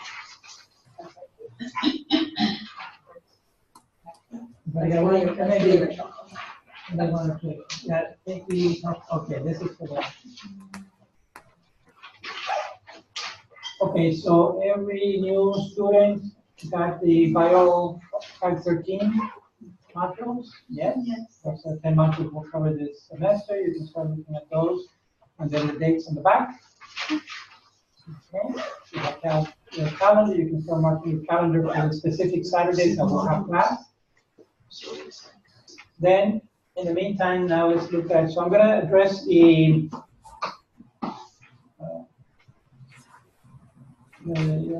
current cohort now, the one graduating in December. You have the calendar on the back there, so you see you have 8 sessions, right? And they match up with the modules. Now, the downside is 7 modules? 7 modules. 7 modules. There's only 7. Oh, yeah. 8 meetings. Class, yeah. Thank you, yes. Thank you, Raj. Yeah, you actually have seven functions, right? So the downside is that the modules are discombobulated because I have to adjust to the availability of the professors who are teaching. So this course is going to be team talk. I'm only doing one of the 7 lectures, which is on transplantation, organ transplants, cadaveric and living transplants. But the other 6 lectures will be done by MDs in different fields, all right? And so I have to adjust to their schedule. The ideal would have been to do it progressively, for example, to cover healthcare issues from the patient perspective, and then from the doctor perspective, and then look at the institutional perspective, and then look at government regulation, and then go into the 2 specialties. One is on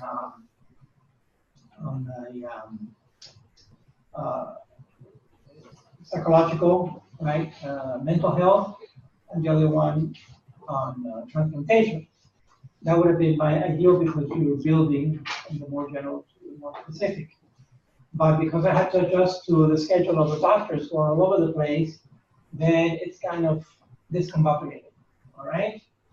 So you have to take each lecture essentially as a standalone, and then your own, if you want to integrate them, it's up to you. But basically, what's going to happen then in 2 weeks, you have actually the mental health lecture, and that's going to go deep into transgenderism, and maybe not as deeply into euthanasia, but we have covered it in class already anyway, with the end-of-life dedicated for semesters. But I'm more concerned, Dr. Sandra Rodriguez, is a psychotherapist, practicing Catholic, and integrates, all these doctors, they integrate their faith with their practice. So the downside that it's going to be like that, it's going to go back and forth. But the upside is that you actually have physicians teaching you, and so you can ask hard questions on detail, which I'm not competent. I don't have the competency that they have. All right, and you see that they're all top-notch. One is a chief medical doctor of a whole system of hospitals. We'll talk about the normal regulations. Mm-hmm. No, Dr. Moaz is going to do social and epidemics and stuff like that. He's a pulmonologist, so he knows a lot about epidemics and pandemics, and we'll talk about the social aspect of medicine. He's very competent on that. This is Dr. Jose Martinez, who's a cardiologist by training. So you got top-notch people. Some of them, 2 of those doctors were here in the program from the first cohort, okay, the inaugural cohort of Dr. Matuto Obispo. She's now running internal infection diseases at Jackson Hospital, okay. So she's a top position. And Dr. Mary Jo Sullivan, retired OBGYN, who taught medicine at UM here for many years, They were actually 2 friends who pushed me to get the master. You got to do this already, father. So Dr. Peñalba considered being engaged in a year or 2 teaching here for that healthcare course. Okay. Whatever God plans have for me, I don't know. Thank you. Can I just interject that that last doctor, she went up to Tallahassee for the Red Mass. She was my roommate. Oh, really? Yes, okay. and I So had already her. signed up for this, and she said, "Oh, I just took that and graduated." So, Yes, Mary Jo so Sullivan. she's taking her she's doing it very practically. I mean, she's going up to Tallahassee. Yes. Working with, With government legislation, stuff. She jumped right in. Oh yes, she's Irish and Irish fireball. Now that she's retired, she's doing more. Was yes. Oh, absolutely. Yeah, with she does all the readings of the sonograms for the Respect Life offices and public authority also. Yeah, so she's certifying all the clinics that we have in town, the pro-life clinics. So this is the caliber of professors that I want to bring to you. All right, so that's what you have to look forward to. We're only 7, but take advantage of it. All right. So having said that, you have your one little sheet there. I don't know if the current cohort then, if you have any questions or comments. Otherwise, we're going to take a little break now. and then we'll come back to the new cohort for the actual lecture that you're going to get now after the break. So, anything else anyone wants to say? Anyone forgotten anything? Do you have office hours before or after class? Yeah, we're gonna, typically the easiest way to see me is right after class at 12:45, all right? And that's the easiest way, but if you have to rush out or you can't come that day, just email me or I put my cell phone number on the syllabus. By the way, you know how to get into the syllabus, into Canvas. We can do that now when we start that after the break. It's the old team, they know that. But I give my cell phone number, and in fact, I'll probably get your cell phone number, and we can text or just speak, call me. My cell phone is an extension of my being. For me, in front of the pillow, you know, so it's always with me. And it's the easiest way to get a hold of me. All right?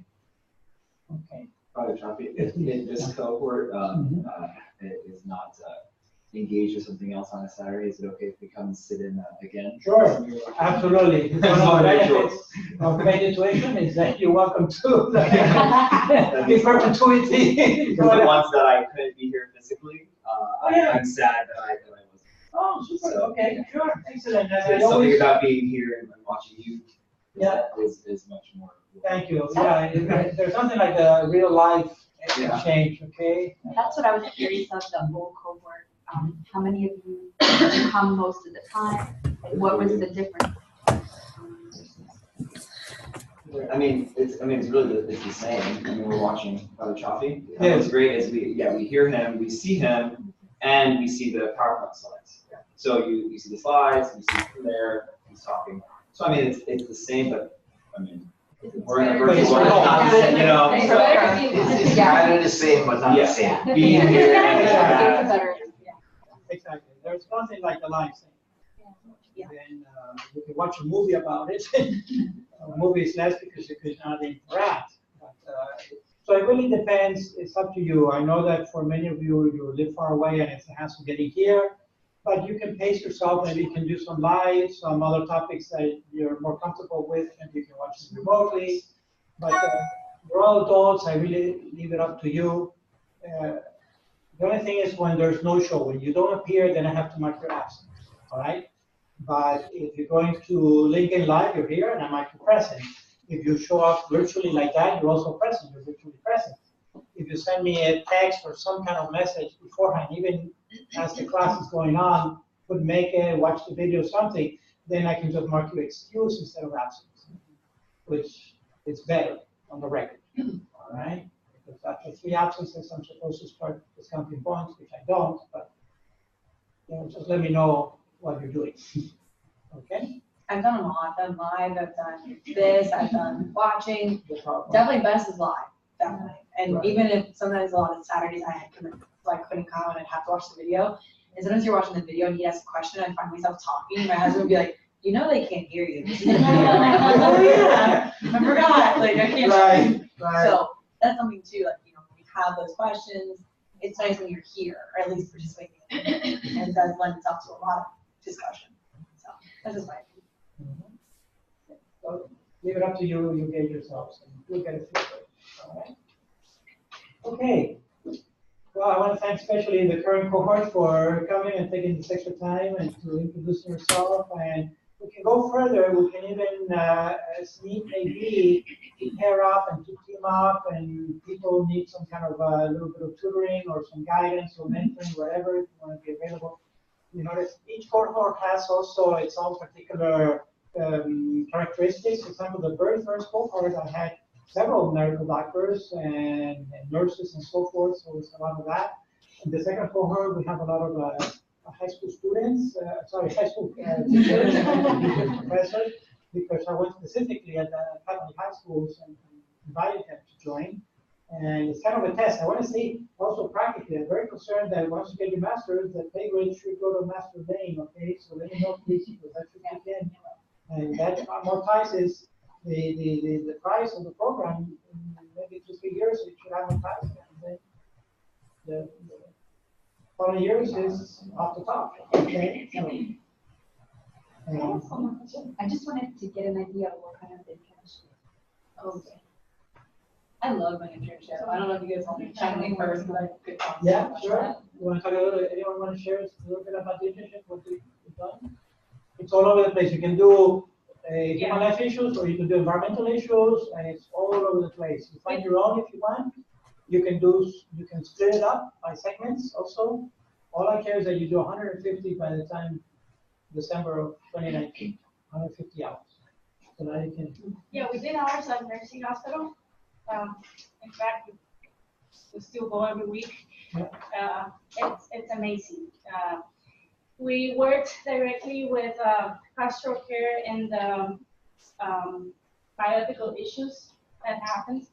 They're the ethical issues, and to see just case by case and how it unfolds and personal.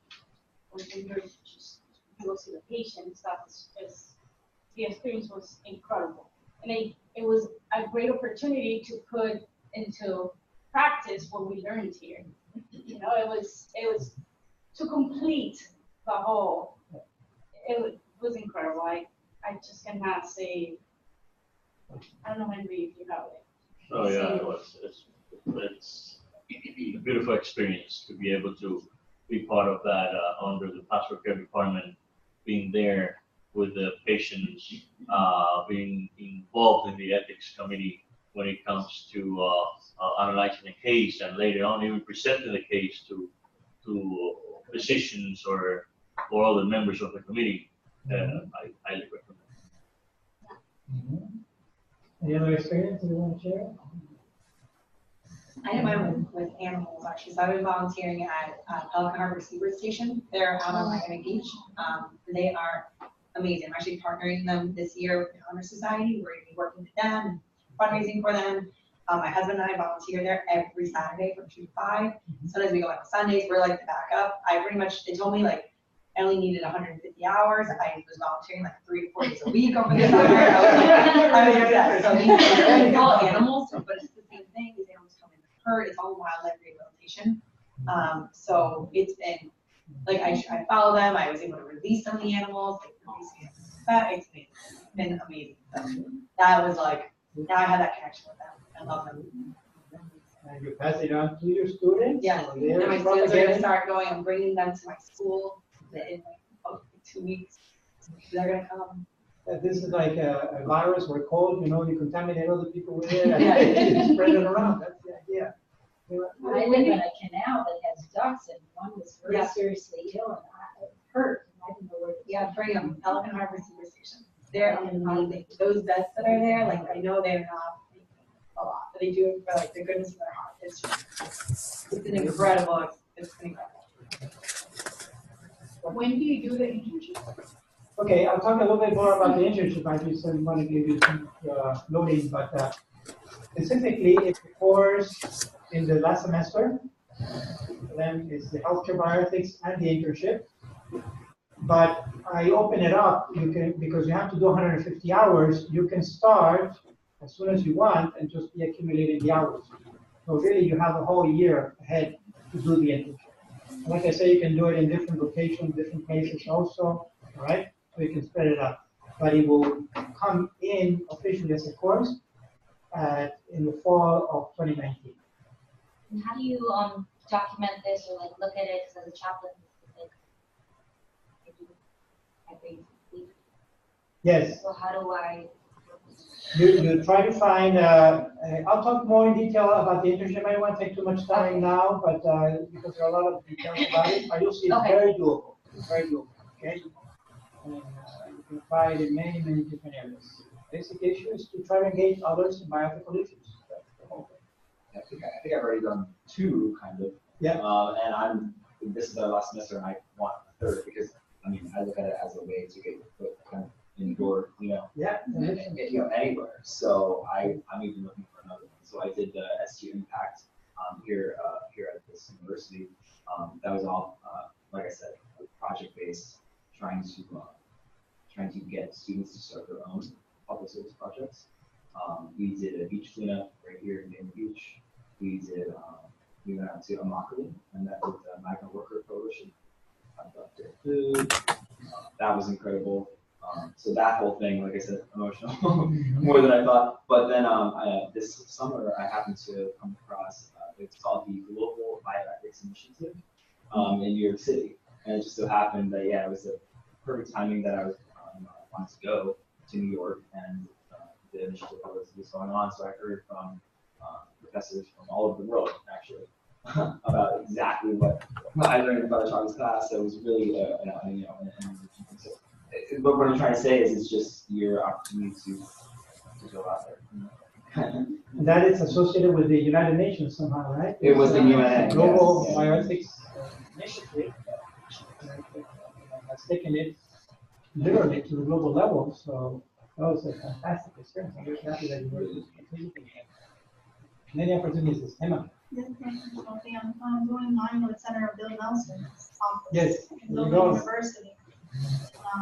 I'm doing mostly administrative work, but I've been peeking a little bit at the letters, and there's some letters that come for grants for $1 million.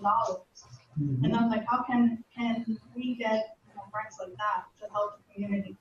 Yes. But super. I guess this class will We'll help. talk some more. Yes. Yes. Exactly. So even in the political arena, legislative and so forth, we need to get our foot on the voice, right? Well, there are many, many opportunities. So great. I feel like we're all here for the same reason. Yes, there's a purpose. Okay, great. So we've been going on for about an hour and a half already. Then good time to take a little break if there's nothing else that we need to do together. I want to thank especially the current cohort. Continue forward. We'll be in touch on the way. But the next or last lecture is going to zero in payments in a couple of weeks because it's coincide. One of the reasons why we don't have a lecture every Saturday is because I also have some Saturday commitments, particularly with the prison ministry, and we have a retreat going on in 2 weeks. And that she could give Henry is going to set up all this technological stuff, the tech wizard, is all the stuff, all right? Pray for him, and it all works. And so that will happen. So next time that you all will come in to be 2 weeks for that healthcare, for the mental health part. All right, and then we'll go from there. Thanks again. Great to see you all. And for the rest, if you all want to take a break, if anyone wants to receive anything, I'll be around. Let me say again, the bathrooms are down this hallway, individual and women. All right? Not from the inside, and then when you leave it open for the next. Yes. So, likewise, excellent. Lots.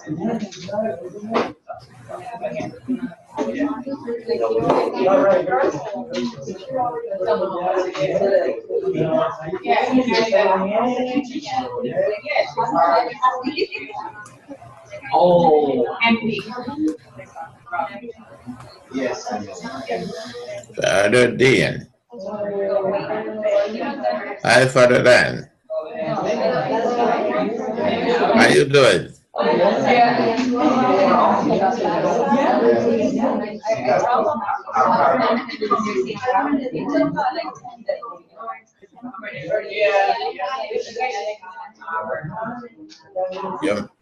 Your microphone is mute, I think.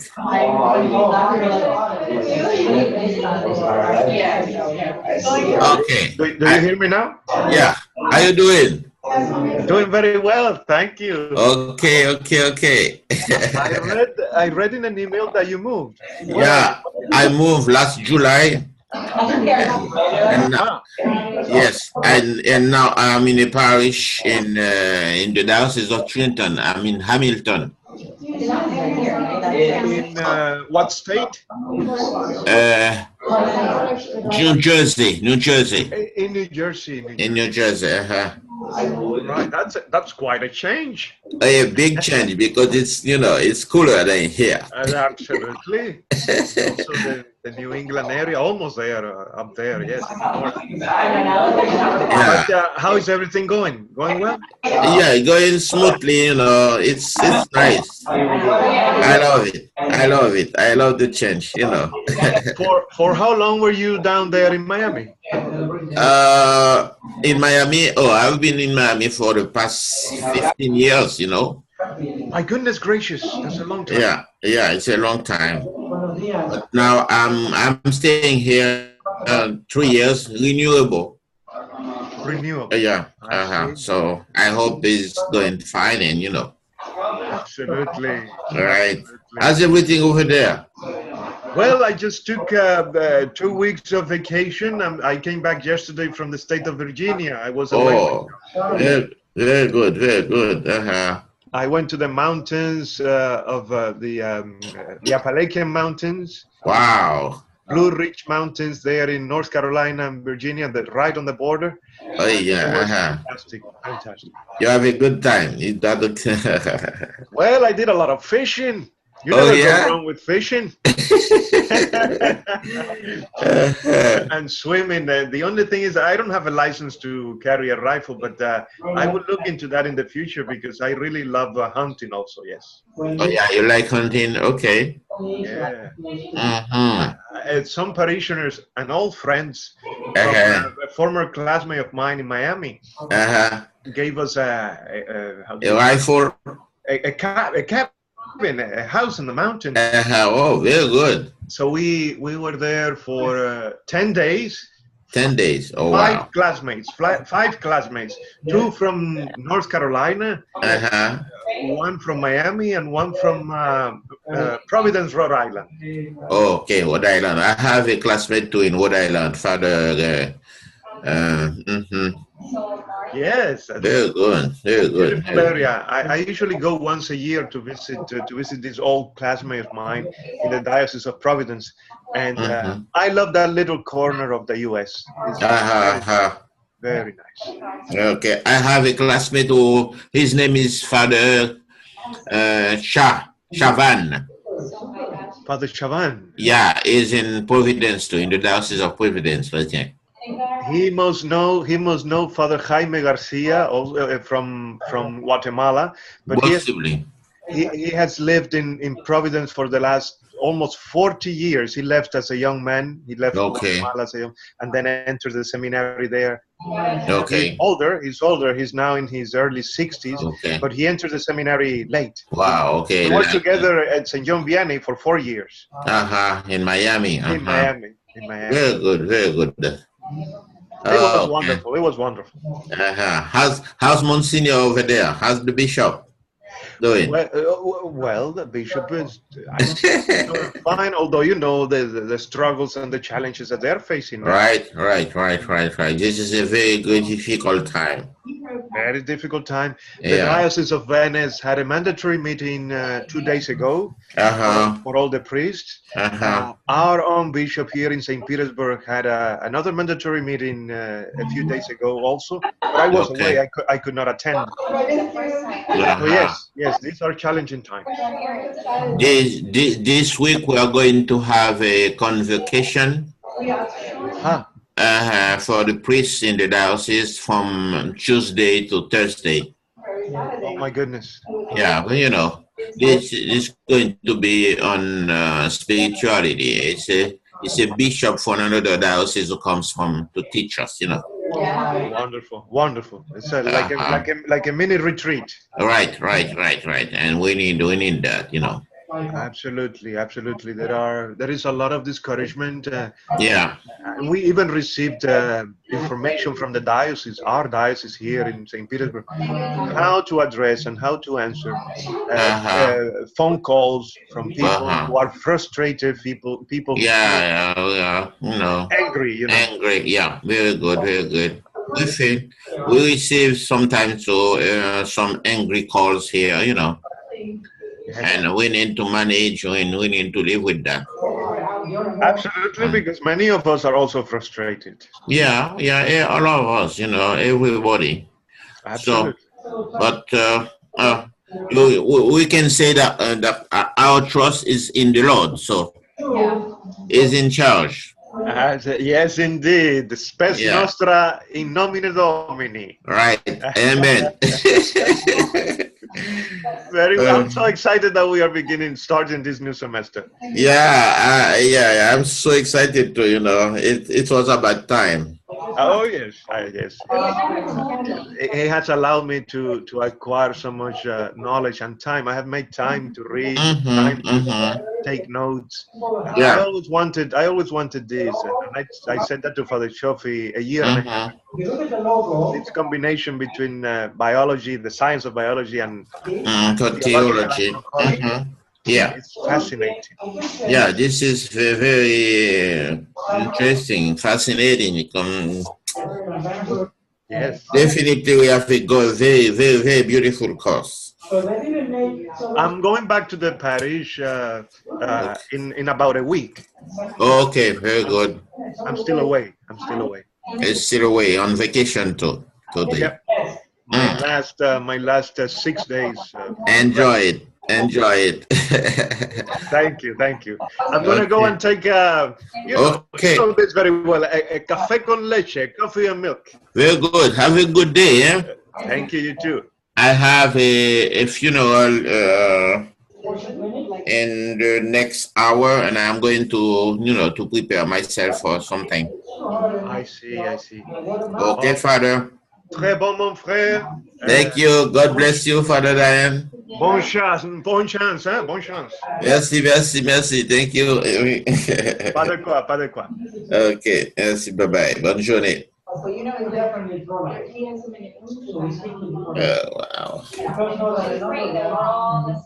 Yes.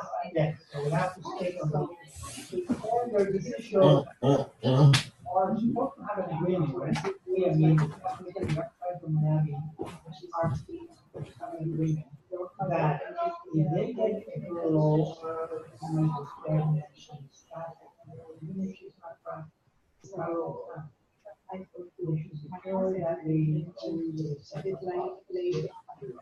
and then we can do follow-up, including eventually take her to the sacrament because they don't have the sacrament.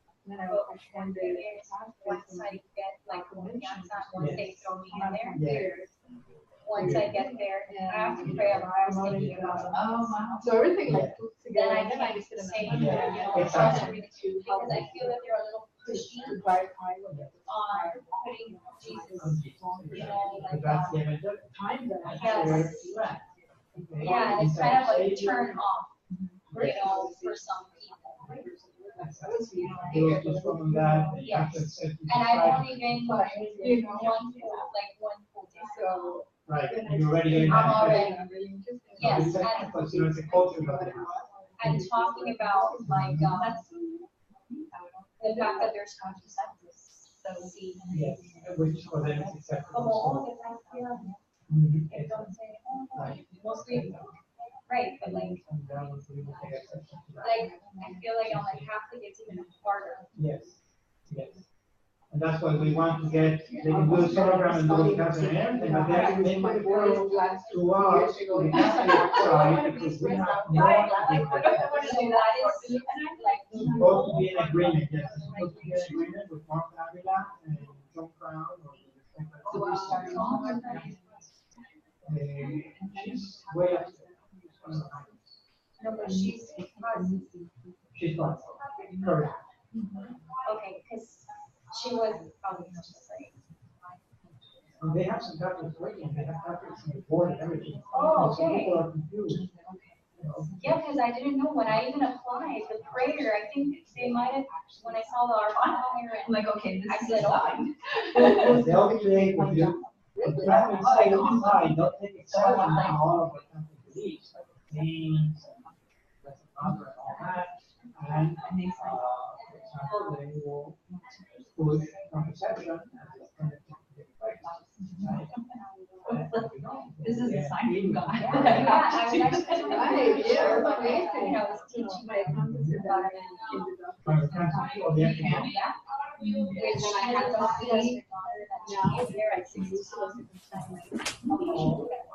because, you know, I have to Well, I find did. it, I have. You know, she was telling me like, the stuff, whatever.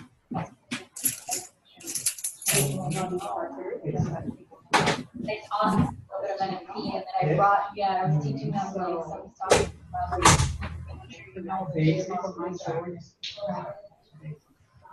I don't know. A lot, so hang in there, okay, this will be good, this will be even longer. I bought my scrub, that's what Yes. yeah. Okay, and so tell me a little bit more now, you've taken a sabbatical for now? I feel like I was going crazy the last 2 months. Of course, this was like destroying me, and my stomach was like, and I was somewhere else, my maybe I should take a break.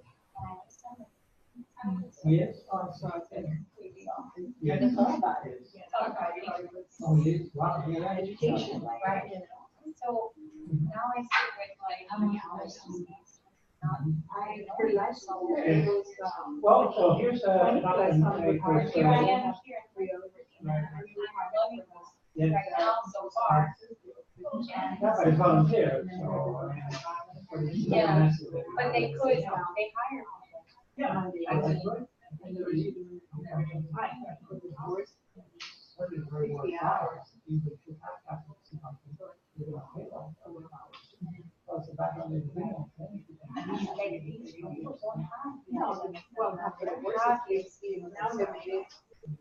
they're in the room. Yeah, in the 10 years, I did like 500 Mm.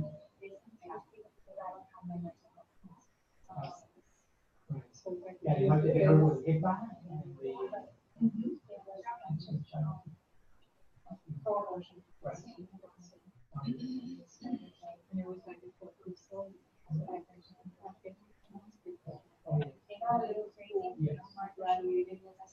It's like, good thing I wasn't here and. Yeah. So it was bad. I know. And they used to transfer right and then more. She's like, oh, I had that. So, whatever, they were there for 2 hours. Yeah. So then I was like. So there were some delays. And then they so they approved me. And it's great to press them again. So they can get actually a good copy to do the review of the courses. I guess everything has a shadow. I don't know. But she has the licenses and everything, So the license is for some of them, yes, it has to be at least a certification. However, you know, I'm thinking out loud that would be a very good question, precisely for just whatever certification is. No. To me, it's like, Yeah, but I'm saying, yeah, I have the session first of all. I do. Even and then they told me that it's fine. But to get certified, you have to. Well, you actually They have to be and make them know that's. Because I'm just thinking deep stuff, and I've only had something in Theological. Right. And somebody else. But, and, and even to go through national registry. I just have, whatever she has, I got like all the biology, and then like, yeah, but also the mental health. So, yeah, no, I didn't understand any of it. And then when the priest told me. Yeah, bring it up and then we can do a follow-up. Which one is that? He was actually. The one that, that's the first one to address it. Oh, okay.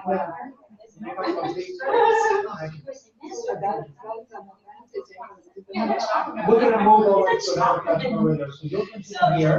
Yeah. Exactly. So you'll be here and I'll be across the the hallway and another classroom. Smaller, but adequate for us. But not every. Yeah, I know. Well, maybe we can coincide on the break or something like that. Yeah. Because I did. Well, that's something coming to. Also, what I wanted to say was, what's your status to be with them? I had some friends that I drove happy to the river.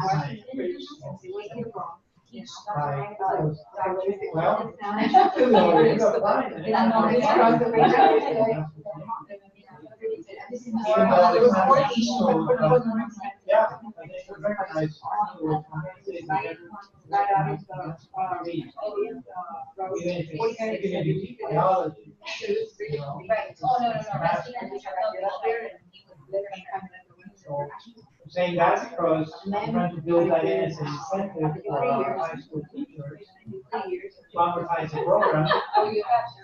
Yes, exactly. Every day. And of course, I know we have a master's student. Oh, yeah, one step at a time. And you're getting it just to the married life and all. And then when I graduated, like very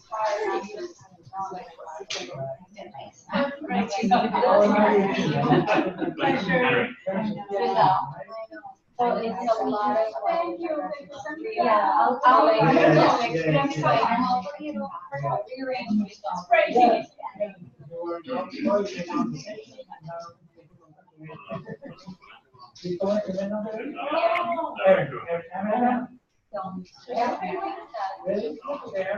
I love living here. That's the thing I want to, but when I actually see, yeah, you're right. I don't know if that was beyond the degree. I mean, it's up to you, if you have to let go because you will go through it and stay a champ, but it's up to you if you want to change. Administration. No, it's probably just some form that. Are you staying for a strength? Maybe able to do it online. It was hard to let go. Yes, yes. Because everybody would be like, hey, Chen, oh, it must be a family with this. And I'm like, yeah. So your roots, right? Okay, to hyphenate it. But then I think, because I like my name, like, Retirement. Like, what are you going to do with that last? You too? Okay, so in 2 weeks, maybe I'll see you. Yes, thanks again. Oh, by the way, could my husband come for summer? He's a doctor. He's a really guy. I know. Oh, really? Oh, my goodness. He's interested in music. But I know that I know.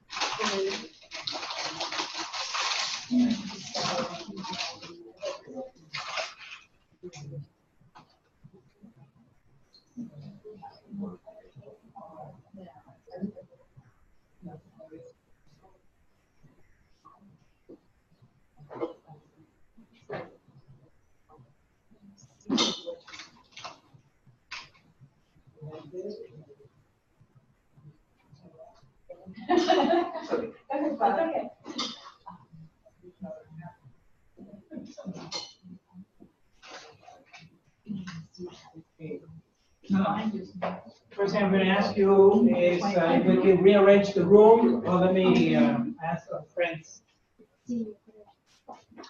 Okay, Father Dayan and Father Joseph, you're welcome to stay for the rest of the lecture, but I'm going to go now into the lecture that you all took back last year. So Okay. unless you want to stick around, you can log off. Again, I want to thank you for joining in. Okay. Thank you, Father. When will we meet again?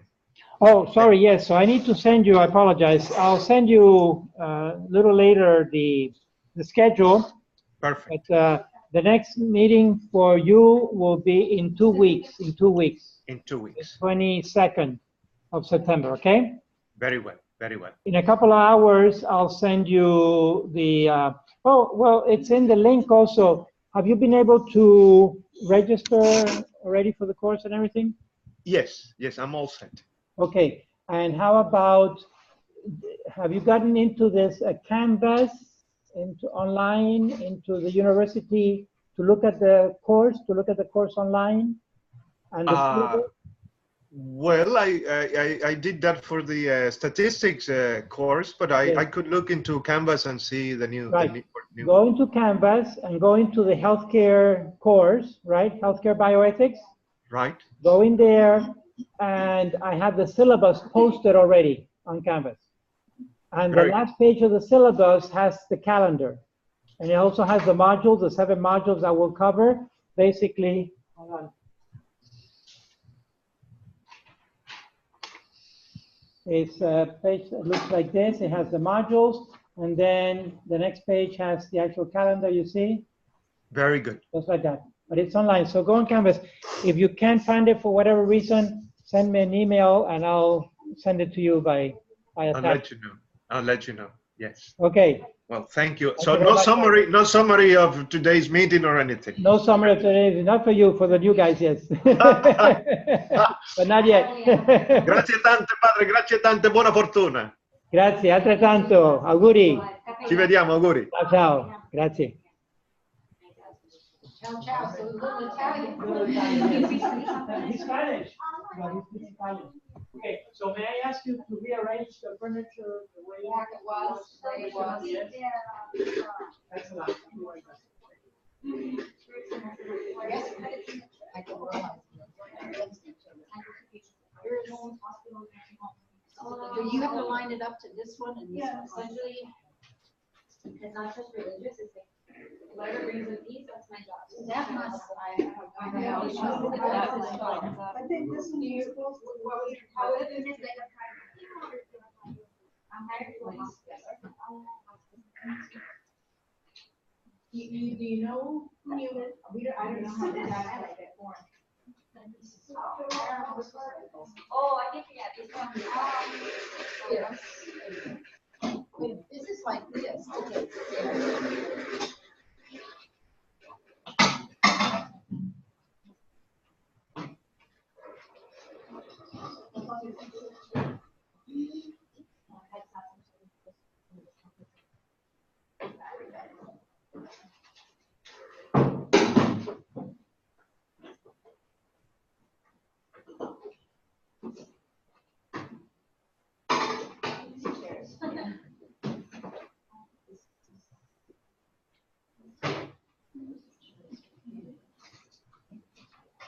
Oh, there's the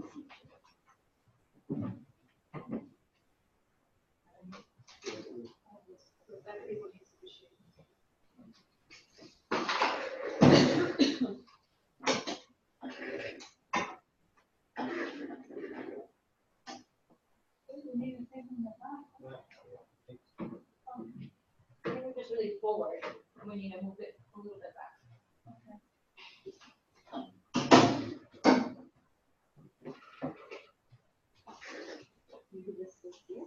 No, it was like this, but it's just a little bit forward, so we need. No, but they have to line up to the. Okay, so there you go. Oh, super. Thank you very much.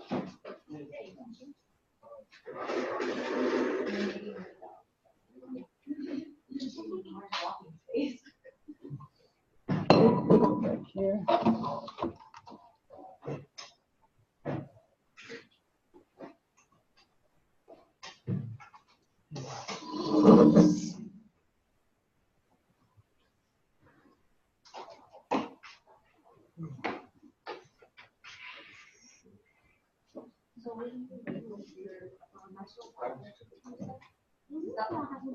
So, yeah, wherever you come, if you want to sit mostly on this side, because it's up to you. But for you all, if you're comfortable there, it's fine, but this is what I'll be using for teaching. So if you prefer to sit over here, and we have enough space, you can each have a table probably, if you want to spread out, there's plenty of space around. Okay, but I'll teach from here to the PowerPoint, so you can position yourselves wherever you want, here, where you're more comfortable.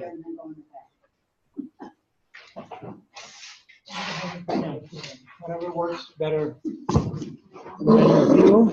I'm seeing. Okay. I'm falling apart. So if you don't mind taking one of these and passing the rest. This year.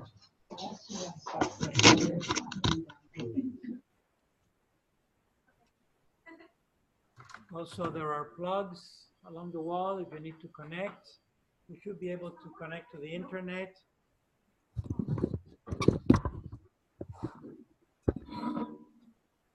I want to ask if there are any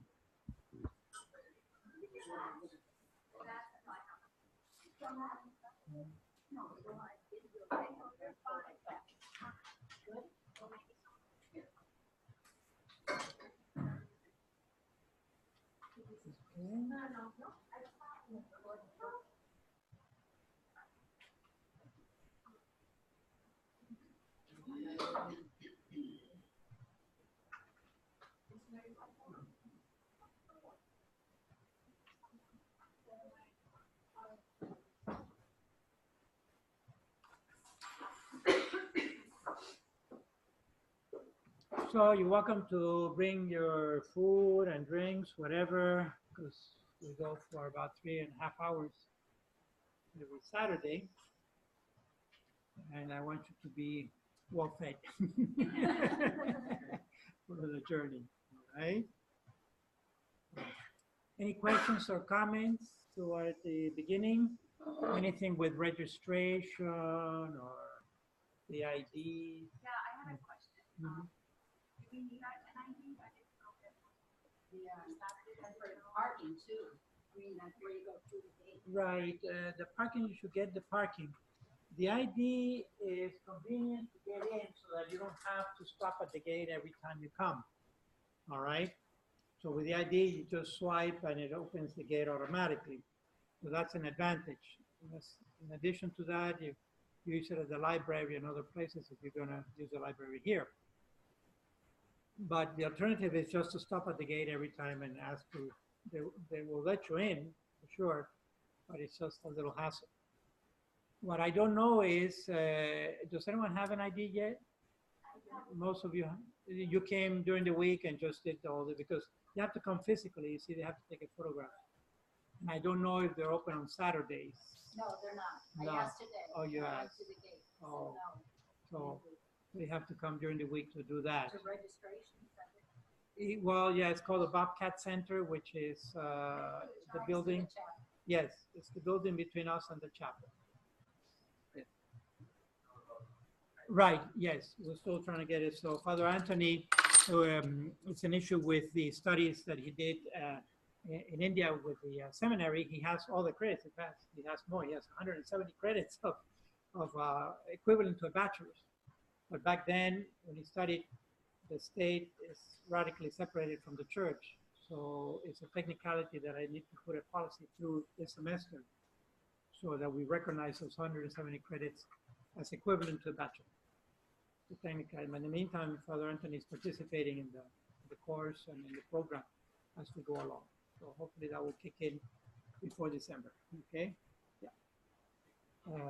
So for now, you have to ask at the gate, Father. All right. Anything else, please? Yes. Today said we don't have meetings. Right. We're going to have a live meeting or we just don't have? No. There's no meeting at all, so you can do other things that day. You can plan your life accordingly. Yeah, Okay, sure. and I guess I want to know, on October 3rd, I'm going to a Catholic conference in Sure. Mm-hmm. Orlando. Excellent. So that, what you were saying earlier is that I let you know that's what I'm doing, and then I'll watch the YouTube. Yeah, now October 3rd or October 6th? Well, I'm on October, it's a weekend. Okay. So it's going to involve Saturday. So it would be, yes, okay, so that's October 6th is the, right. Then just send me an email or something that you're not going to be here that day. And I'll watch the And YouTube. you watch the YouTube. Okay. Is there any time when there isn't any YouTube, like you have a technical something and it just doesn't exist? Has that ever happened? I don't understand. I'm sorry, I don't understand the Is question. it always where you have the YouTube? Do you ever have any technical difficulties where it just didn't record? Well, I've had in the past, and hopefully after 2 runs, I've worked out the kinks, okay? Oh, okay. But like we say in science, expect the unexpected. Yeah. But usually it works. And then I always, at this point, since I've run these twice, I always have backup lectures for the lecture, okay? So if I went on in October and if we had a total failure of the computer, there's Right. another lecture that went over it Backup, from yes, the past. exactly, yes. Mm-hmm. Yeah. Mm-hmm. Exactly. Okay, anything else? No? I'm gonna close this tiles now because everyone is here live. Father Joseph, Father Martha. So the Zoom output continues to run, and we go forward.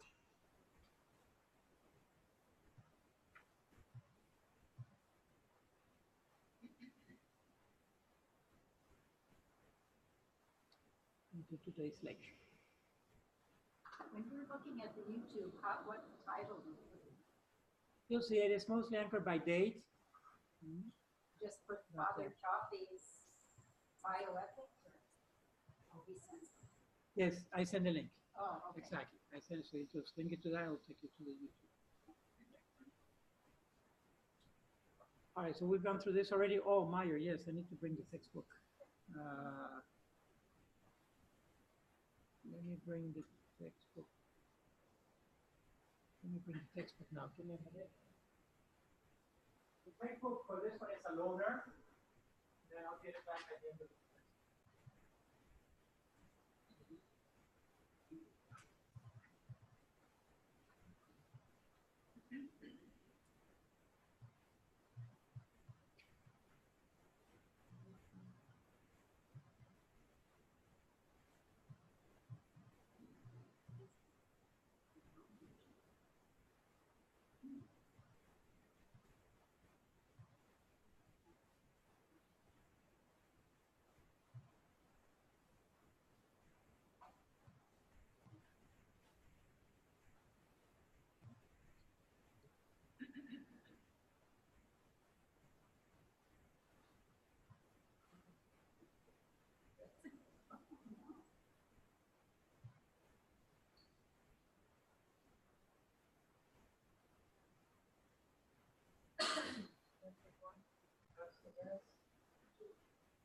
This book has a lot of value for me because Ernst Mayr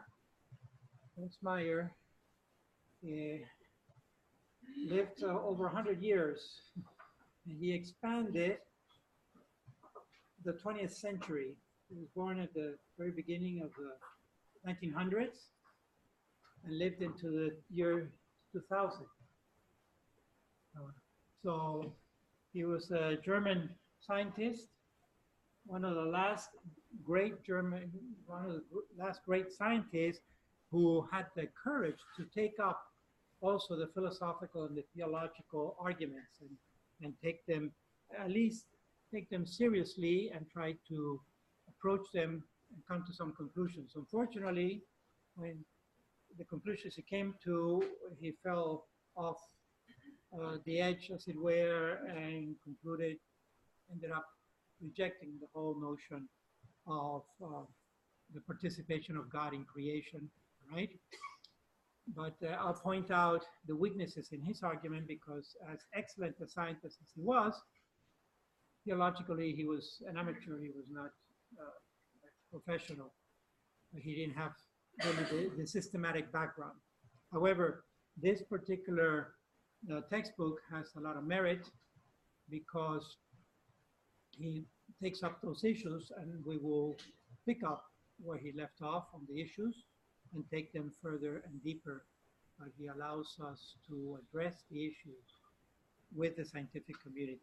Any extra ones? I'll be talking a little bit more about him.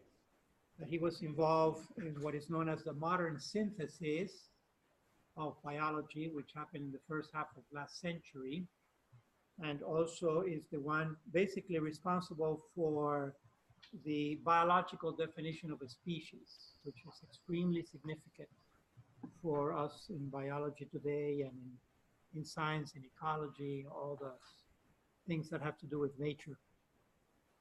Okay, biological definition of a species, which has a genetic component to it. All right, so this is basically the first lecture. Here is a little outline of the first lecture. So I printed it out for you. I won't always give you such a complete handout, all right? Most of the times I'll just give you a one-page outline of the topics, but you're responsible for doing the filling in, okay? But if there are any questions or comments that you have along the way, just please stop me. We're going to be doing a Judeo-Christian theological anthropology. We're talking about these big words. Right? Question?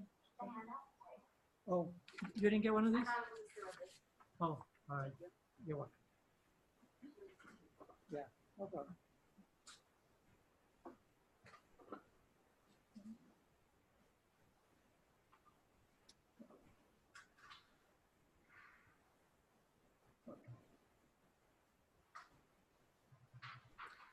So Judeo-Christian theological anthropology, what do we mean by that? We're going to combine science and religion, nature and faith, right? And therefore, we need to go into what is known as the empirical world. The empirical world is anything that can be measured. Empirical, anything that can be measured. But to find meaning to what can be measured, we need to go into the theological world, we need to go into the metaphysical world. So we have the physical and the metaphysical, right? Science as such only concentrates on what can be measured. In other words, as a scientist, if I cannot measure this, it doesn't exist, all right? It just doesn't exist. But the fact that my senses can detect it, then it means that I can measure it. Because what my senses are detecting is the reflection of light from a material object. So if there's matter, I can measure, I can weigh it, and so forth. And therefore, for the empirical scientist, if something can be measured, then it exists. So right there, what does that tell you about science? Is it the whole, full, complete answer to reality? And why? Because God is the creator of all of it anyway. So if you don't focus on the metaphysical, you've lost the whole point, really, in a way. Because it also, if God is the creator of all of it, he has a purpose for all of it. And then the overarching purpose, relationship with him and dignity, value for everything created. And if you're a scientist and you don't understand that God has created everything for us and our relationship with him, then you're going to go into all kinds of wrong directions because it's all just physical and material and has no purpose, no overarching purpose. No, God has started idea of paradise, and he's created everything flowing out of that, and everything is interconnected, and everything flows from him. If you leave him out, then how could we possibly be right about it? Did God create this? No, man created, but he gave us the natural resources.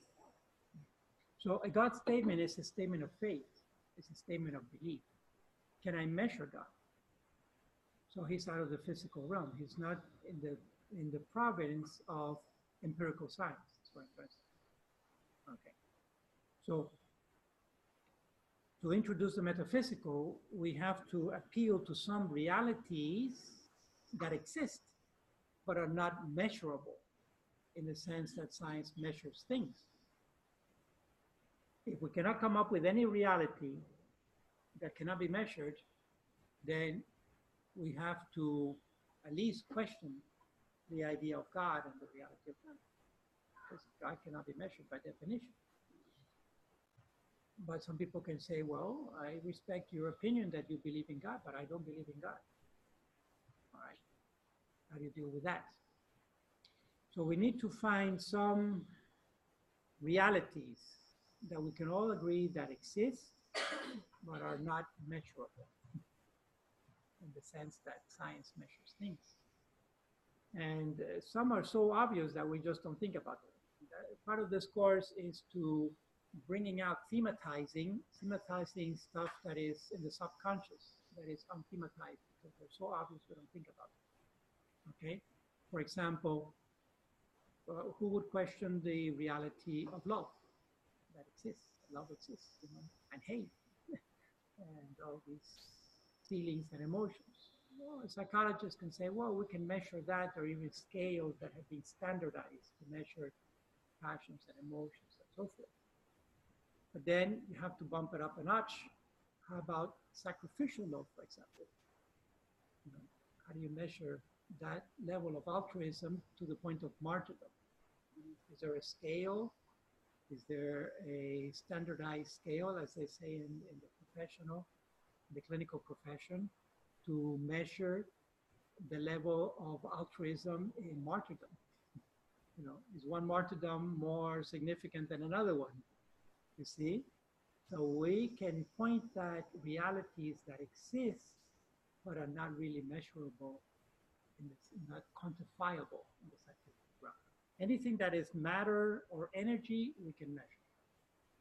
Okay? Even the electricity that is in that socket can be measured.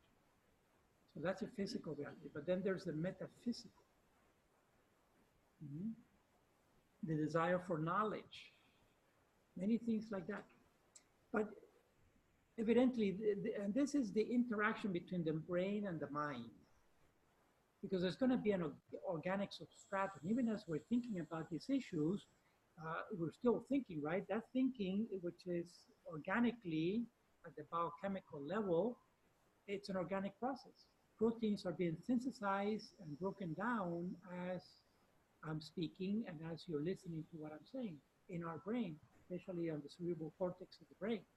So that's an organic process that is occurring that can be measured. There's nothing metaphysical about that. And that speaks of the brain as an organ. But then there's the mind, the thought process. When I say triangle, we all intuit a figure that has 3 sides and 3 angles. The triangle may be equilateral, a rectangular triangle, or it can be isosceles, or it can be many different big, small, you know, different types of triangles. But whatever type of triangle we think of will have 3 sides and 3 angles, and not 4 sides and 2 angles, etc. And no curves. Almost we're talking on a plane. You see? So there's a leap from the brain to the mind that is a metaphysical leap.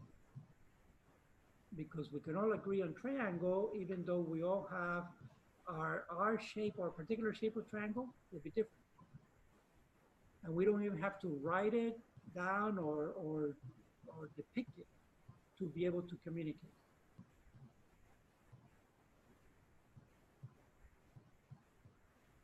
All right, so what we try to do in the program is to link and to relate and to interact the physical and the metaphysical. Because the physical is what is. So when I'm asked, do you believe in evolution? I want to say first that in my book, the only wrong question is the question that is not asked, okay? So even if it's awkward, ask the question, because otherwise we don't learn. So ask the question or make the comments.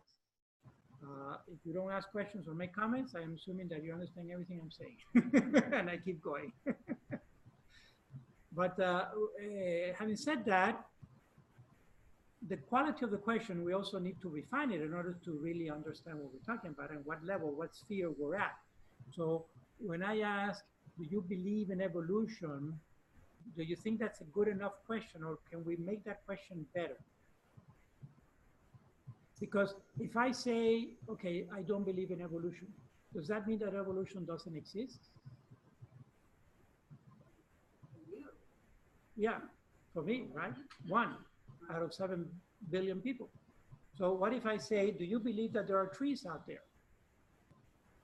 We may or may not believe it, but that doesn't change the fact that there are trees out there. I may say there's nothing outside. I don't see anything. There's nothing out there. There's absolutely nothing.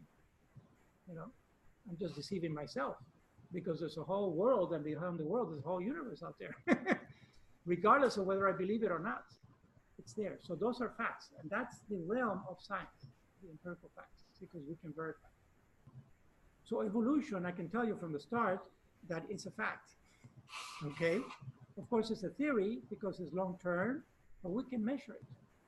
And in fact, there are 4 main forces that drive evolution that are very specific, and they are measurable, they're empirical. So the better question is, do you understand how evolution works? And does evolution, we can say, does evolution then contradict creation? Because do I believe in creation? I can ask the question, do you believe in creation? That's a belief question, right? That's a belief. Yeah, I say, yes, I believe in creation. I may not believe in creation. Now how? Because now creation is metaphysical. Creation is something from nothing, truly. True creation is something, for an artist creates an image, a painting, a statue, something, you know, a work of art is a creation, literally, because that work of art did not exist before. And it's unique, and it has the personality, has the characteristics of the artist, etc., etc. So that is truly a creation. So God is not the only creator here on earth. Another angle, for example. We can say, by way of our belief, we can probably substantiate that quite a bit, that that artist is creating because of the Holy Spirit within the artist that allowed him to do that. But that in itself is also a question, is an argument of belief. Because I can say, oh, I don't believe in the Holy Spirit, but I do believe in artists being creative. As a humanitarian, as a humanistic person, right? But creation as such is a question of belief. Evolution is a question of fact. So one falls to the physical, the other one falls to the metaphysical. Therefore, one is the realm of the study of science, specifically biology or evolution. And the other one is the study of theology, which is also a science. And that's where the scientists get theology wrong. Scientists get theology wrong when they think that theology is an opinion. Well, that's your opinion, that God exists. My opinion is different. Theologians get the science wrong when they just don't know what they're talking about. In other words, when they don't know the organic process of fertilization and so forth, and then they're caught by surprise because they cannot explain how from monozygotic twins we can get 1 soul, 2 souls. You know, where's the second act of creation when I'm talking about identical twins? If we say that life begins at conception, jumping ahead to the next semester, the beginning of the life course. We say that life begins at conception, right? And then that God creates and generates a human soul at the moment of fertilization, which would be consistent with the Catholic perspective. What happens with identical twins who come from a single zygote, from a single embryo, splits into 2 embryos? Because one of the characteristics of the human soul is it's indivisible. and it's personal. So does that mean that one of the embryos ends up with half a soul? Each one has half a soul, which is contradictory because it's simple and individual, indivisible. Or is one twin left without a soul, and which one is it? And so I'll leave you with a question. I'm not going to answer the question now, but we'll get to it. So we have to present the metaphysical arguments that are reasonable to explain. It's not just fantasy. To explain how identical twins can and do have souls. You know, as a matter of fact, like each one of us does. Anyone here a twin? No. But you get my point? And that's where theology is also a science in the way that it has a method. There is a method, but it's a reasoning method. It's a logical method of explaining of what is what can be logically explained. All right.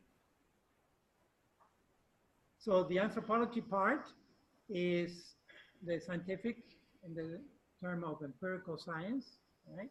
That's almost a branch of biology, if you will, natural science. And the theological argument is more the metaphysical. And it's about integrating these.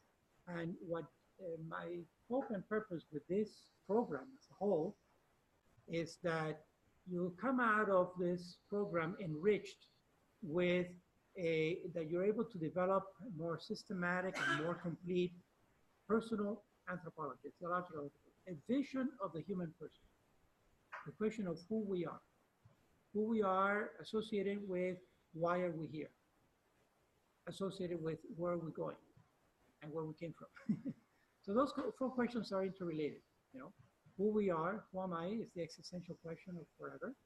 We're the only ones that question that. You know, a lizard doesn't question who it is, or even a chimpanzee, which is the nearest, the percentage homology at the genetic level between troglodytes, time troglodytes, which is a scientific name for the chimpanzee, and Homo sapiens, is 99.9% identical.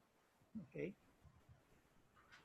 It's amazing, the compatibility, the genetic code of the chimpanzee is 99.9% identical to our code. So that 1.1% makes a big difference. And then the gorilla is 99.8, and the orangutan is 99.7. Amazing. Okay. The possibility between being able to do theology or not, being able to have an eternal life or not. Okay. So we're going to be walking between that joint and marrow through the program in general. But we also need to anchor it in some tradition, because humanity did not start today or last night. And our tradition happens to be a Judeo-Christian tradition. So Judeo-Christian means 2 things. First of all, that we are monotheistic. All right, I'll throw around big words periodically, and one of the bonuses that you get with the program is that you're going to learn a little Greek and a little Latin along the way. All right, so for the clergy in the program, they have a leg up of this, as it were. But then for the scientists in the program, you have a leg up on that. We'll get to the empirical stuff.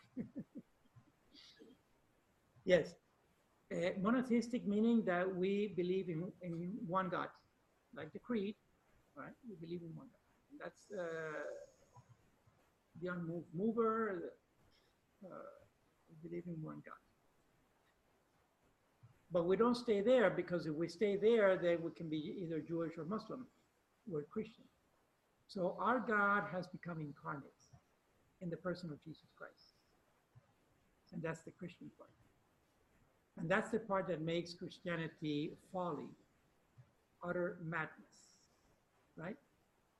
And it's a madness of love, because, you know, on the side I've been reading the Quran. Anyone read the Quran?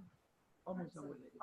Yeah, it's not that long really, but it's embarrassing as a book, really. It's so confusing and so misleading. Yeah, it's like you take sections of the Bible from the Old Testament and the New Testament, you put it in the blender, you push the button. then after you've done that, you throw other stuff in there that is totally irrelevant, like a green cow or a cricket that is flying around. And it's just a mishmash. But interspersed with all that in the Quran, there is a returning theme of the infidels. And the infidels are essentially those who believe that the Creator has become a creature.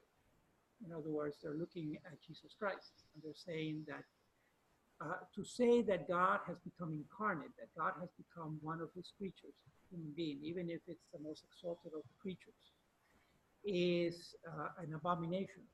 It's the highest insult that we can say to God, is that that the Creator has become a creature. And those are what they call the infidels. And so just believing that is an offense. It's the highest offense that we can do to God, and we have to avenge God and eliminate that offense. We have to stop that offense, and therefore we have to kill the infidel. Because the infidel, by their belief in Jesus Christ specifically, is abominable to God. And if I don't kill the infidel, I will be held accountable to God when I die for not stopping the offense of his holy name. So right away, we're locked into a no-solve situation at the human level, you see? Now, I'm going to bump it up a notch. Within the same Quran, Jesus and Mary hold a privileged place. They believe in the virgin birth of Jesus. They believe that Mary was a virgin before, during, and after the birth of Jesus. And they believe that Jesus is a prophet. But Muhammad is bigger than Jesus. It's the greater prophet, and it's the greatest prophet, because Muhammad gave us the book, right? And the book came from God directly through the angel Gabriel to Muhammad in one night. They went up and got the revelation, and this is the definitive book, because Islam comes in about 4 or 5 centuries after Christianity, and this supersedes them. So they accept, they are people of the book also. They call us people of the book. And so they accept that the Jews and the Christians and the Muslims were called people of the book because of the Bible. And they accept the Bible, but the Quran supersedes the Bible. The Bible was incomplete. All right? And we are also known as Abrahamic religions. Abrahamic religions, meaning that we are all descendants of Father Abraham, all the monotheistic. So they pretty much anchor the belief in one God in Abraham and his descendants. It's the same father, but they're different mother, right? Because the Jewish people, and therefore the Christian people, come from Sarah, the legitimate Jewish wife of Abraham, sterile, older, according to the biblical tradition. But the Muslims come from the other woman of Abraham, who was Hagar, right, who was a servant. Therefore, she was not Jewish, because the Jews could not slave each other. And that's when both Abraham and Sarah were old and could not have children, according to the biological process. But God keeps saying, your descendants will be as numerous as the stars of the sky and the sands of the sea. But where is God's promise? It has not come to fruition. What are we going to do about this? And so in desperation, Sarah finally told Abraham, just have relations with servants and get that progeny going, because I can't give you any progeny. Because the emphasis back then was on procreation, big time, to the point that the 6th commandment, which, you know, the commandments are pre-Christian, right? Because they predate Jesus Christ by several centuries. They were given in the 7th book of the Bible, the Exodus, to Moses, the legislator, for the people, but they predate Jesus by centuries. What Jesus does is he Christianizes the commandments, and we'll get to that later. But what I wanted to point out, the 6th commandment of adultery, which is one of the 3 big sins of the Jewish people, was interpreted for centuries until the time of Christ in a very peculiar way that allowed married Jewish men to have several women without incurring into the legalistic sin of adultery, as long as those other women, what could be the legitimate wife, and as long as those other women were not married to other men, to other Jewish men, they were good for him. He did not incur into the legalistic adultery category. Jesus debunks that with one man for one woman, of course, which is the grounding of the sacrament of matrimony. But what I'm trying to get at here a little bit is the emphasis was precisely on the progeny. There was also very utilitarian reasons for that, practical reasons, because who did the work in the field? The kids. You know, it's a privilege to get an education. Back then, most children did not get an education. As soon as they can walk and pick up stuff, they went to pick up stuff. They picked up produce, they pick up sticks to burn and to have cooking. They were put to work. So the vast majority, to this day, the vast majority of children in the world spend their life working and carrying buckets of water from the river to the house and so on and so forth, right? And so education still to this day is a privilege seen for most people of the world. At any rate, going back to the issue of the progeny, when Sarah, and number one, number two, infertility back then, really up until the end of the 1900s when the human ovum was finally discovered, 1800, 1880 something, by von Baer. Automatically, when there was infertility when the couple could not conceive, who was at fault? The woman, automatically, right? Because he's producing semen anyway, so there's the evidence. And plus, it wasn't even known that the whole process of biology wasn't even known. But automatically, it was the woman's fault. When in doubt, you blame the woman. Okay, yeah. So it was, it was a paternalistic society and so forth. She ruled in the home, yes. She was the queen of the home, but outside in the public arena, it was a paternalistic and it's a patriarchal society. And the emphasis was a lot on progeny. Also because the death rate of children was very high and not all the children survived. So big time on having a lot of children. Obviously, there was no pill or anything else. There were just rudimentary methods that were using, like onanism and so forth, but it was mostly NFP, right? Not even NFP. Ovulation was absolutely not known. Anyway, when Sarah assumes that she's the one that's infertile, then to get the progeny going, she tells Abraham, go ahead. Plus, it wouldn't be the legalistic sin of adultery anyway, because the Bedouins, the slaves were not, their marriage didn't count, even if she was married, which we don't know, it wouldn't count for the Jewish people. Therefore, he goes ahead, Abraham has relations with Hagar, and the child is born. First, she gets pregnant, and the child is Ishmael, who is the firstborn of Abraham.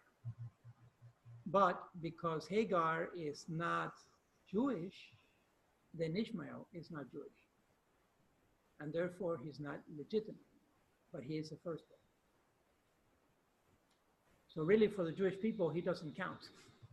Then later, by the act of the angels that go visit in the biblical narrative there of Genesis, and Sarah does become pregnant and has, what does she have? Isaac, right? And Isaac is born of a Jewess, and therefore Isaac is legitimate, the legitimate son of Abraham, but he's not the firstborn. So who gets the inheritance? Well, according to the Jews, it depends, Professor, it depends. We're always about seldom, how does it go? The saying from St. Thomas Aquinas. Seldom affirm, never negate, and always distinguish. Was one of Thomas Aquinas' favorite sayings, okay? Seldom affirm, never negate, and always distinguish. Who was the inheritor? Who is the inheritor of the kingdom of God of the Jewish people. All right, it depends. For the Jews, it is Isaac because he's legitimate. For the Muslims, it's Ishmael because he's the firstborn. And from the biblical account, which is the only account we have, they're both right. That's why that fight goes back to two half brothers, okay, for over 3,000 years, as far as we can tell, maybe 1,000 or 2,000 years before Christ. And it's again a dog chasing its own tail. As far as I'm concerned, there's no resolving that. That's not the solution. To me, personally, the solution is the third solution, is Christianity. In other words, conversion. We need Jews and Muslims to convert to Christianity. And then when Christians convert to Christianity, they will have some peace on earth. But in the meantime, that's my personal opinion. So I've been chopping heads here for the Muslims and the Jews, but basically just giving you the nutshell of the Judeo-Christian background that we're appealing to. We're appealing to one God who has become incarnate in the person of Jesus Christ. And so our theological anthropology, who's going to be our model of the human, Jesus Christ, from conception to his very untimely death on the cross.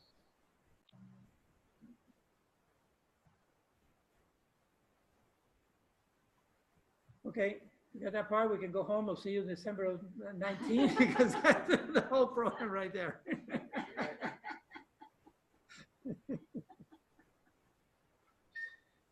So these two statements, now we're going to start making some distinctions and trying to complicate your life a little bit. Human beings are created in God's image. All right. What does that mean? Specifically in the image of Christ as God incarnate. But we're going to look at this phylogenetically and ontogenetically. All right.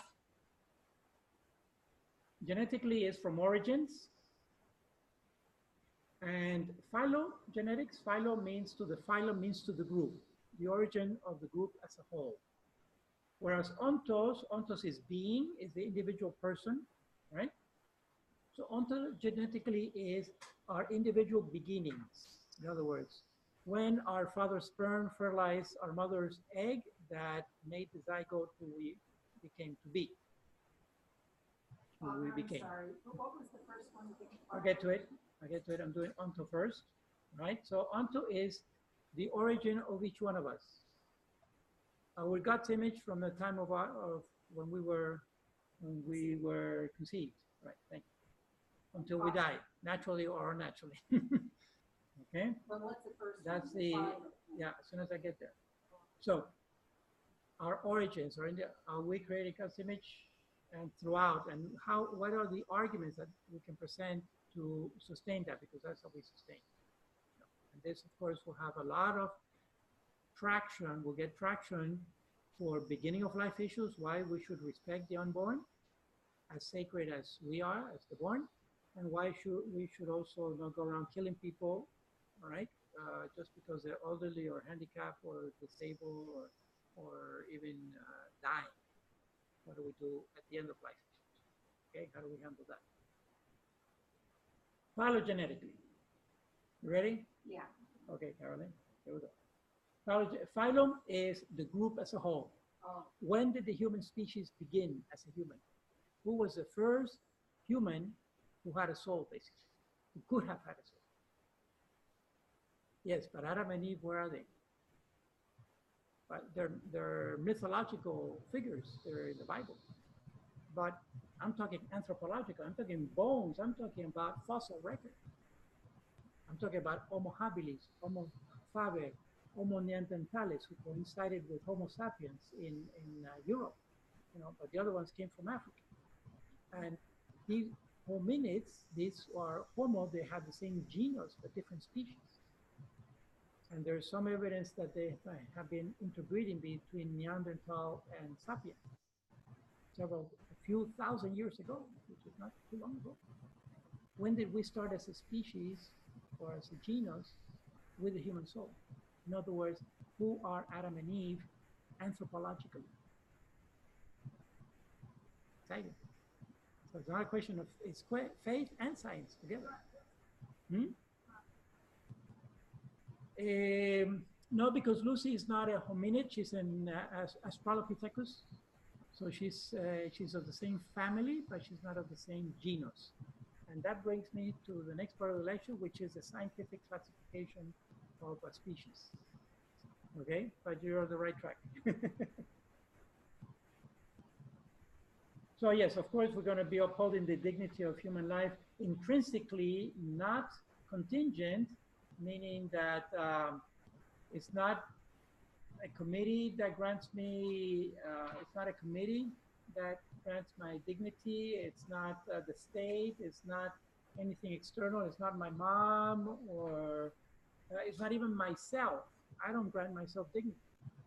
It's intrinsic, it's within me. Each human person has its intrinsic dignity, and that's the appeal that we have to make continuously to defend all human life at whatever stage of development. Okay? Not contingent, not dependent on anything or anyone else. It's an argument that is hard to push today, but nonetheless real. The proof that I'm going to give you is from science and faith. So it's going to be physical and metaphysical proof for this. It's going to be anthropological and theological proof, hopefully, in different realms. Okay? We have to ask the proper questions scientifically, and we have to ask the proper questions theologically. From the science part, we're going to look at evolution and genetics, which are very commensurable. They can be measured. And from faith, we're going to look at the two pillars of our faith, which is scripture and tradition. Tradition with a capital T. In other words, all the teachings of the church since the last book of the Bible was written, and we say that the canon of the Bible is closed. 73 books in the Bible, 46 in the Old Testament, 27 in the New Testament, right? That canon is closed today. The oldest book of the Bible may have been written 1 to 2,000 before the time of Christ.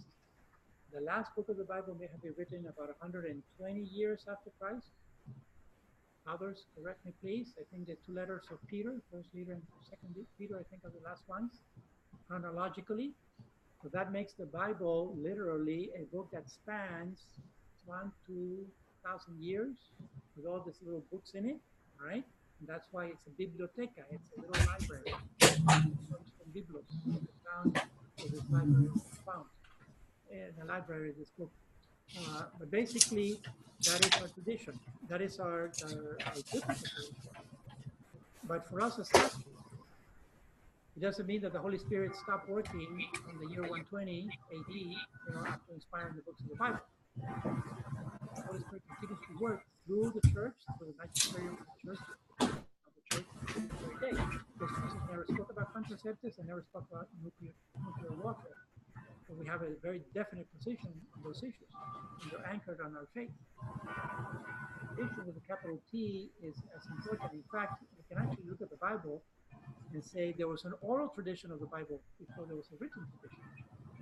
We can actually synthesize this down further to tradition with a capital T, from which we get the Bible and the magisterium of the church. Magisterium are the teachings of the church to this day, all the encyclicals, all the catechism, the code of canon law, all of that fits into that tradition. Okay? So it's very, very rich. We address all of the issues in life today that are relevant. Daughtery, the most recent encyclical, no longer the most recent encyclical, but one of the encyclicals of Pope Francis, the first one on the environment, Laudato Si, in 2,000-year history.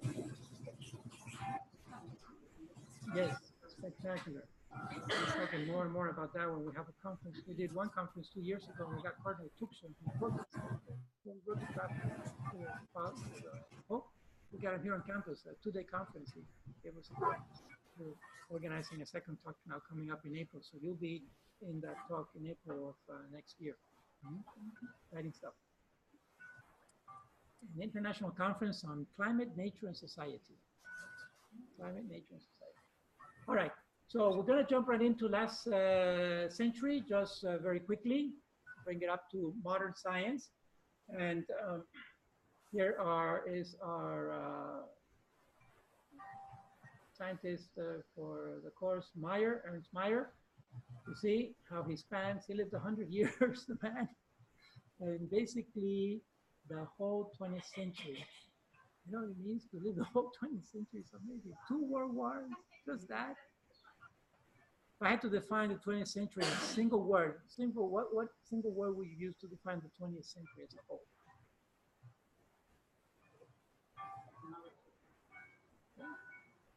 1900s, there were, I don't even know, the light probably was the end of the 1800s. No, this guy over here, Franklin with his ball, Benjamin Franklin, all that. Early 1800s. The steam engine for the revolution, the Industrial Revolution, all of that. To some of you may remember a phone. What's the real? This is not a phone, okay? This is not a phone. This is a computer. This is a microcomputer. A phone, I know what a phone is. It's a plastic box like this, and it has a dial on it, and it has a plastic handle. And you know what millennials do with a phone? What do millennials do with a real phone? When you put a phone in front of a millennial, since the 2000s, they dial on the thing, but they don't pick up the receiver. Because it's intuitive, you know, you got this little dial with holes, so you naturally would push buttons. We're very curious species, we like to push buttons. But they don't know, they're just rotating that thing, but they have no clue. They don't pick up the receiver, they don't get the J line. Yeah. And so they've had these things on the pocket since they were born. Therefore, there's a lot of value in this fellow who wrote several books, but this one is the best one, because we're going to get deep into evolution, all right? The evolutionary synthesis. What is happening here? So 2 great figures from the end of the last century of the 19th century, the 1800s, were Mendel and Darwin. Gregor Mendel and Charles Darwin. So let's get a little bit.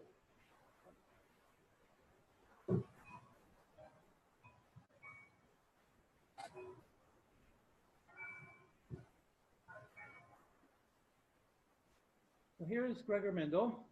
He was an Augustinian monk, by the way, who were the founders of this university way back. You ever heard of Villanova University? Villanova University belongs to the Augustinian friars. They are a religious order like the Jesuits, Franciscans, Dominicans, etc. And their mother house is in Philadelphia, and they have a university there called Villanova, very prestigious, you know, like the Jesuit universities also for them, and Chicago and Loyola. Sorry? Well, that's probably Joseph. Yeah, I think that's probably Joseph. I think he forgot to lock out. Sorry. He has forgotten to log out. Yes. Okay, folks. Here he is. He lived in the 1800s, and his dad was a mathematician. He also was a math teacher, and so he knew statistics, and he's known for his pea experiments, right? Doing peas. So here he is working in the monastery. Is in what is the name of the monastery? Brno, in what used to be, I think, Yugoslavia or Eastern Europe, Czechoslovakia, around there, all right? The monastery of Brno. And I've been dying to go there and visit, because I study genetics too, and he's the father of genetics, literally. So he did an experiment with peas, and he discovered what he called inheritance factors, okay, which were being passed on from generation to generation, specifically in the pollen grains, because he worked with peas. He would pollinate pea flowers with a little pencil brush. He would take peas from one plant and dab on the stigma on the other flower, and get that pollination, cross-pollinations, and he looked at several characteristics that were all or none characteristics. So the flower was either red or white, the pea was either smooth or wrinkled, the color was either green or yellow, there was no in between, all right? It was not what we call a quantitative trait, not a quantitative trait where there's a range, like for instance, height, there's a range. No, this was all or none. The characteristic was either one or the other. So it's like a flip a switch on or off. So it's very clean, and the arithmetic on that is very clean. And the results that he was getting as he analyzed the progeny of the peas and the several different characteristics in the plant was coming on these ratios of 1-to-1 or 3-to-1, and he was able to establish by analyzing the statistics, the percentages, those ratios, that that there were these inheritance factors that were being passed on, and half of the inheritance factors were coming in from what would be the father, in this case the pollen, and the other half from the mother, which would be the eggs in the plant, in the flower, right, the female. So half were coming from the male, the other half were coming from the female, and they were making, the progeny was having this mix from either one, but the mix was dominant or codominant or recessive, meaning that the characteristic was either the characteristic of the father or the mother, and that's what would express, okay? So he was able to do this without a microscope, just by looking at the peas, physically how they look from generation to generation, as he did his crossbreeds, and taking down the numbers, the notes on the numbers, and that's how to figure out the ratios, right? Does dominant mean from the male, recessive means female? No, not necessarily. It can come from either one, because that's why our chromosomes are pairs, because we can have dominant on one of the pair and have recessive on the other, or we have both dominant or both recessive. So there are 3 possibilities for each pair, and that's on the male, and then the female has the 3 possibilities also. But when it comes down to the actual sperm and egg, those only have 1 because they don't have pair chromosomes. The chromosomes are not paired anymore. All right, they're unpaired. That's the characteristic of the gametes of the sex cells, that they're unpaired. So when they fuse together in fertilization, they restore the ploidy, they restore the pairing, and then it depends which gene was dominant and which gene was recessive. At that point is when it counts if the dominant came from the father or the mother, and the recessive came from the father or the mother. And typically the expression would be the dominant, but then you have mixed expression, and we'll get into all that. But he chose specific characteristics that were either dominant or recessive, which is the exception. We have very few characteristics in our bodies that are either dominant or recessive, okay? Most of them are arranged. So it's the genetics is much more complicated. But he had, that's the scientific talent on him was precisely to choose his characteristics that the results were unambiguous. It was either dominant or recessive. And then his math was, the statistics were very solid. It was very close to the ideal percentage, to the 3-to-1 ratio or the 1-to-1 ratio, so forth, for determining where is dominant and where is recessive.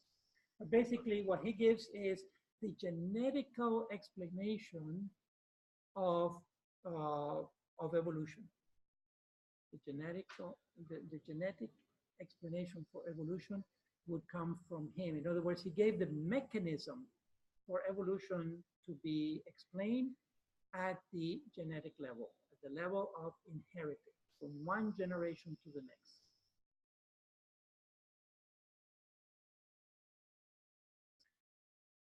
Now, talk about the ironies of history.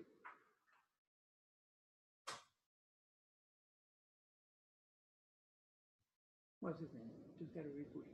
Like a friend said. Thank you.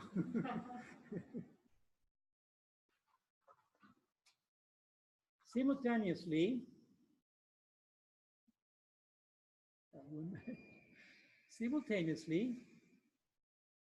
without knowing each other, Charles Darwin was coming up with the theory of evolution. Okay, I was pretty much an old man, but he was young once. Yeah, the older put him as an ape. I tell you, we got a lot of guff.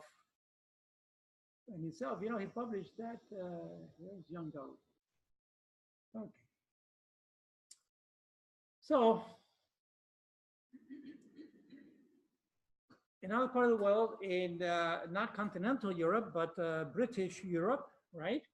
Darwin was working on the theory of evolution. He's looking at artificial selection. It was a mess to go to a restaurant with Darwin, because what he would do is he would start picking at your food and looking at the vegetables and say, look, this was done by artificial selection, and he would start analyzing the food, how it was being selected, like broccoli. You get take, for example, you know broccoli, right? I love broccoli. I used to hate broccoli, but I like it.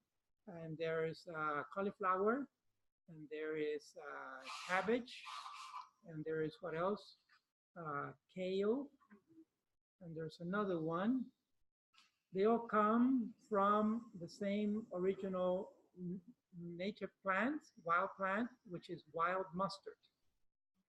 Different parts of the wild mustard that were enhanced artificially to get broccoli, kale, Brussels sprouts, or the other one, or cauliflower. Yeah. Cabbage. No, I think I made a mistake with cabbage. It's cauliflower. Cauliflower. Yeah. All those come from an original single plant, wild mustard, that was selected artificially for different parts of the plant to enhance it. Okay. At any rate, he was intrigued about all that, and he was coming up with the theory. He also did the famous voyage of the Beagle. He was a young fellow, and all his professors, most of his professors in Great Britain were clergy, of course, Anglican, right? Because that's their tradition, but they were priests. They were Anglican priests who were biologists, who were the big science back then was not so much biology, but it was geography, because they were mapping the world.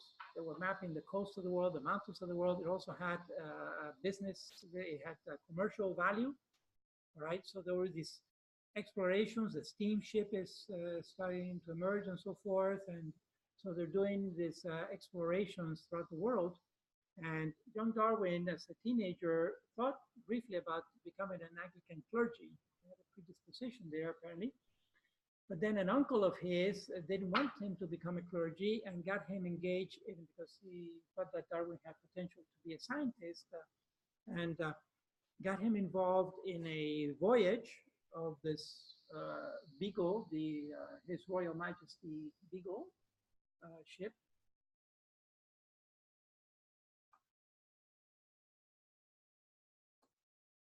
Which was an expedition, His Majesty's ship, the Beagle. There is these lithographs of the time. Went around the world, mapping and collecting, and he was collecting specimens. Spent about 5 years on the Beagle around the world, collecting specimens from all over. And he was fascinated by what he saw. And he saw, for example, when he got to the coast of South America, he saw that the Yanomami Indians down there were poisoning their arrowheads with chemicals from a fungus that was being sold in the marketplaces of the same species that was being sold in the marketplaces of London. So in London, that same species was edible, and in the Amazon basin, that same species was lethal, was fatal. Okay, so obviously it had to do with the nutrients that fungus was absorbing. I collect fungus here. I collect mushrooms. There's boletus mushrooms. Got some yesterday. They're delicious. Some are a little bitter. So, you know, he has a very, very inquisitive mind, and he starts thinking about how is this evolution happening, all right? And he comes up with the theory of evolution by means of natural selection. So his book, his very famous book, is The Origin of Species. Anyone read The Origin of Species? by means of natural selection is a full title. So embarrassed when I was doing my PhD in genetics at Purdue. I was taking a class on sex and evolution, which was very appealing, you know, for students. Sex and evolution. Wow, this was an exciting course. I was an old man. I was in my 50s, but the young kids, they were all excited about it. And everybody in the class was waiting where he's going to get to the sex and the evolution. It was doing a lot of evolution, but he hasn't gotten to the sex yet. They were thinking human sex. But it turns out that he was actually explaining, this Professor Howard, he was explaining the evolution of sex in all of the species, including plants, because plants also reproduce sexually. You know, the pollen is the equivalent of the sperm. In fact, each pollen grain has 2 sperm cells in it, right? 2 sperm nuclei. And finally, the last lecture, by the time he got to the last lecture, people are still waiting. Someone kind of had the courage to say, well, Father, Doctor, you're going to talk about human sex and the evolution of human sex. Well, that's why I left it for the last lecture. that topic is so absolutely complicated. And there's so many layers of complexity, and they both select because in many animals, you know, either the male selects or the female selects, and then the evolution is what's driving whoever is doing the selection. The natural selection is driving, or the sexual selection is driving the evolution. So that I'm going to leave that topic to you guys. You figure it out your own, you know. But no, he covered everything about sex and evolution except the human. But in that course, the reason I brought it up is because he asked at the beginning of the course, and this is a graduate course, this is a PhD program, right? He asked, has anyone read The Origin of Species? And not a single hand went up. There must have been about 20 students in that course. And I was embarrassed as the others, you know, but at least I had the excuse that I was a priest. But I did study my little bachelor's in biology at FIU in the 70s, and I had heard the book. I mean, it's a classic. Finally, I sat down and read it, but I had never read it, and none of the other kids had read it either. You know, The Origin of Species, which is, it's the Evolution Bible, is the book of, it's the Bible of evolution, if you will. Right? The Origin of Species by means of natural selection. By the way, in that book, it's amazing. He wrote it in such haste because he had a friend, Alfred Wallace, who was younger than him. And Alfred Wallace, they knew each other, they corresponded, and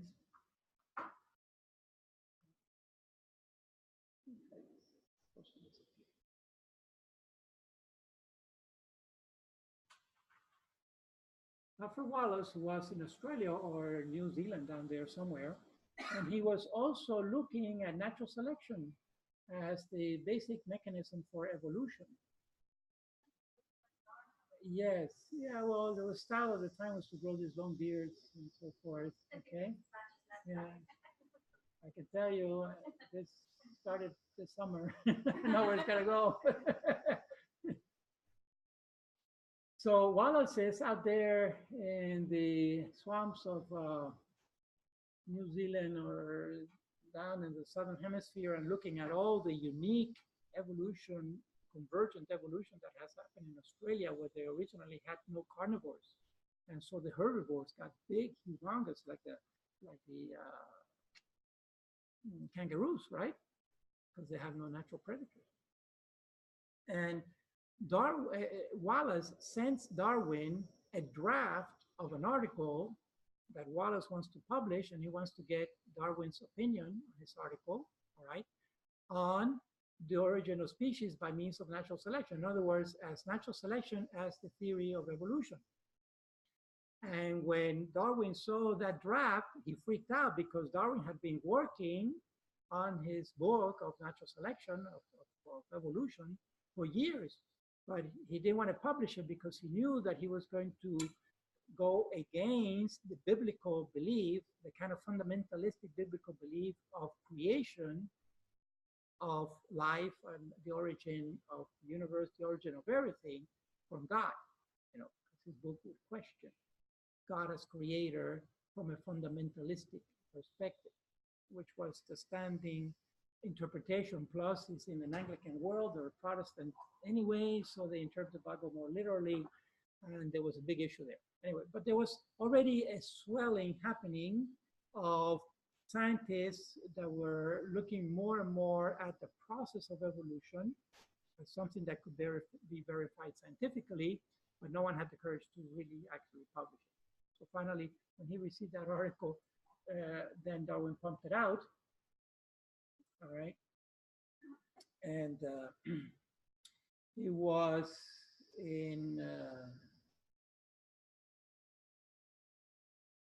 58.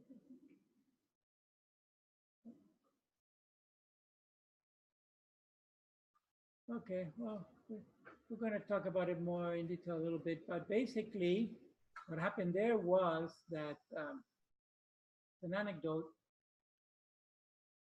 Darwin had the explanation of evolution, but he did not have the mechanism for evolution, okay? And a friend of I think it was a cousin of his, Galton, Francis Galton, who was a physicist.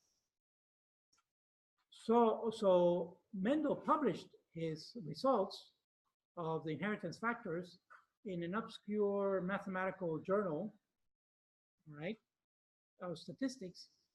And Galton picked it up as a physicist, a mathematician, and showed it to Darwin.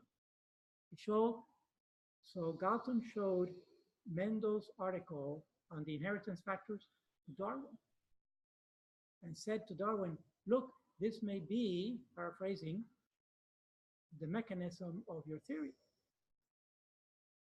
And the anecdote is that Darwin's comment was that he put Mendel's article aside because he didn't understand the math. Okay, so this fear that we have of math and the statistic horror stories that you heard, it's all because of that. You know, we get intimidated by the math, going from a fraction to a decimal to a percentage. We have difficulty seeing that 1/2 is 0.5, which is 50%. That's easy enough, but how about 2/3? Now we've got to deal with 33.33% progressive or 0.3, right? So, and then it goes from there on, and people freak and continue to freak out on math, and Darwin missed out on taking the whole pie with him because he didn't understand the statistics on a paper from Mendel, which is handed to him like that. Amazing. The ironies of history. Anyway, together, there is the explanation. So really, Darwin gives us the explanation of evolution, if you will, at the macroscopic level, but Gregor gives us the mechanism for its possibility. Well, these two theories did not come together until almost 50 years later, 40 years later, 30 years later, with what is known as the modern synthesis, or the modern evolutionary synthesis, or just the modern synthesis in biology, okay? Which happened in the early 20th century, 1920s, 30s. And these were the founders of the modern synthesis, Fisher, Ronald Fisher, who's the one who put these two together.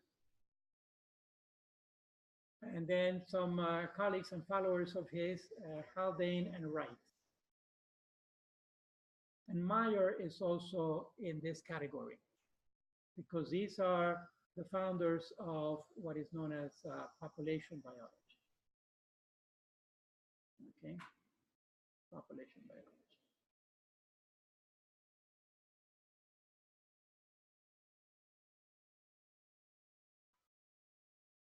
So a little bit more in detail, and this is kind of an overview of the whole course. We'll spend the rest of the course looking at evolution and then integrating it with the narrative description of creation, especially Genesis chapter, the first 5 chapters of Genesis. We're not going to stop with Genesis 1, so we're going to go 5 chapters of Genesis, okay, of the several creation narratives that are there. Again, an overview, if we need to define evolution or synthesize it in a phrase, and a catchphrase, is descent with modification. Descent with modification. In other words, we are a slight variation of our parents. And our parents are a slight variation of their parents, staying within the same species for now. generation from generation, but we're not identical to our parents. Maybe the color of our eyes is a little, like the color of my father's eyes are a little different than mine. And if I had a sister, the color of her eyes would be a little different from my mom's eyes, from our mom's eyes, and so on and so forth with every other characteristic. But similar, we're the same species, for sure. Okay, so that maintains us within the group, but there's variation within the group. It's in that variation that nature selects in or out. It's in the variation, which are non-Mendelian traits. Okay? At any rate, this descent with modification is what basically summarizes the process of evolution. Because now we're going to spend the rest of the semester unpackaging this. What does this mean? Yeah, please. It says we are like our parents with slight differences, but Right. the same species. Right. But Darwin didn't necessarily stay in the same species, right? Okay. Is that our conflict with him? Because according to him, we're from apes. No, Which is okay, the same so that's a species. misconception. That's a misconception that we have to do. What kinds of apes are we talking about? At what level? And that's what we need to get also to the classification, the biological classification species. We cannot have contemporary ancestors, okay? By definition, our parents were before us and our grandparents even before them and so on and so forth, all right? So we cannot have contemporary ancestors. And because the chimp is a contemporary, we cannot come from the chimp and the chimp cannot come from us because we are contemporary. But we have common ancestors. Both the chimp and us came from a primitive ancestor, which was a common ancestor, which is extinct, who doesn't exist now. All right? And they came from other primitive ancestors. And that's where phylogeny is going to come in very importantly, and phylogenetics, because I'm going to give you the genetic proof of the compatibility, of the percentage compatibility. We have a compatibility with the fly, maybe 40, 50%, 30% of our genes are identical to the fly genes. And we have nothing to do with the fly, okay? Even with plants. So when we get further away from the species, our ancestor is further back, but an ancestor nonetheless. And if you follow that logic backwards, we have to come to a primitive ancestor, a single original organism that started all of the species on Earth over millions of years of evolution. Evolution moves into branching out into diversity. But if you trace it backwards, you come to an origin. So this is going to conflict heavily with the Adam and Eve story. Unless you understand and get into mitochondrial Adam, mitochondrial Eve, and Y chromosome Adam. We'll get there, but I need your patience for a few more lectures. Okay? Please.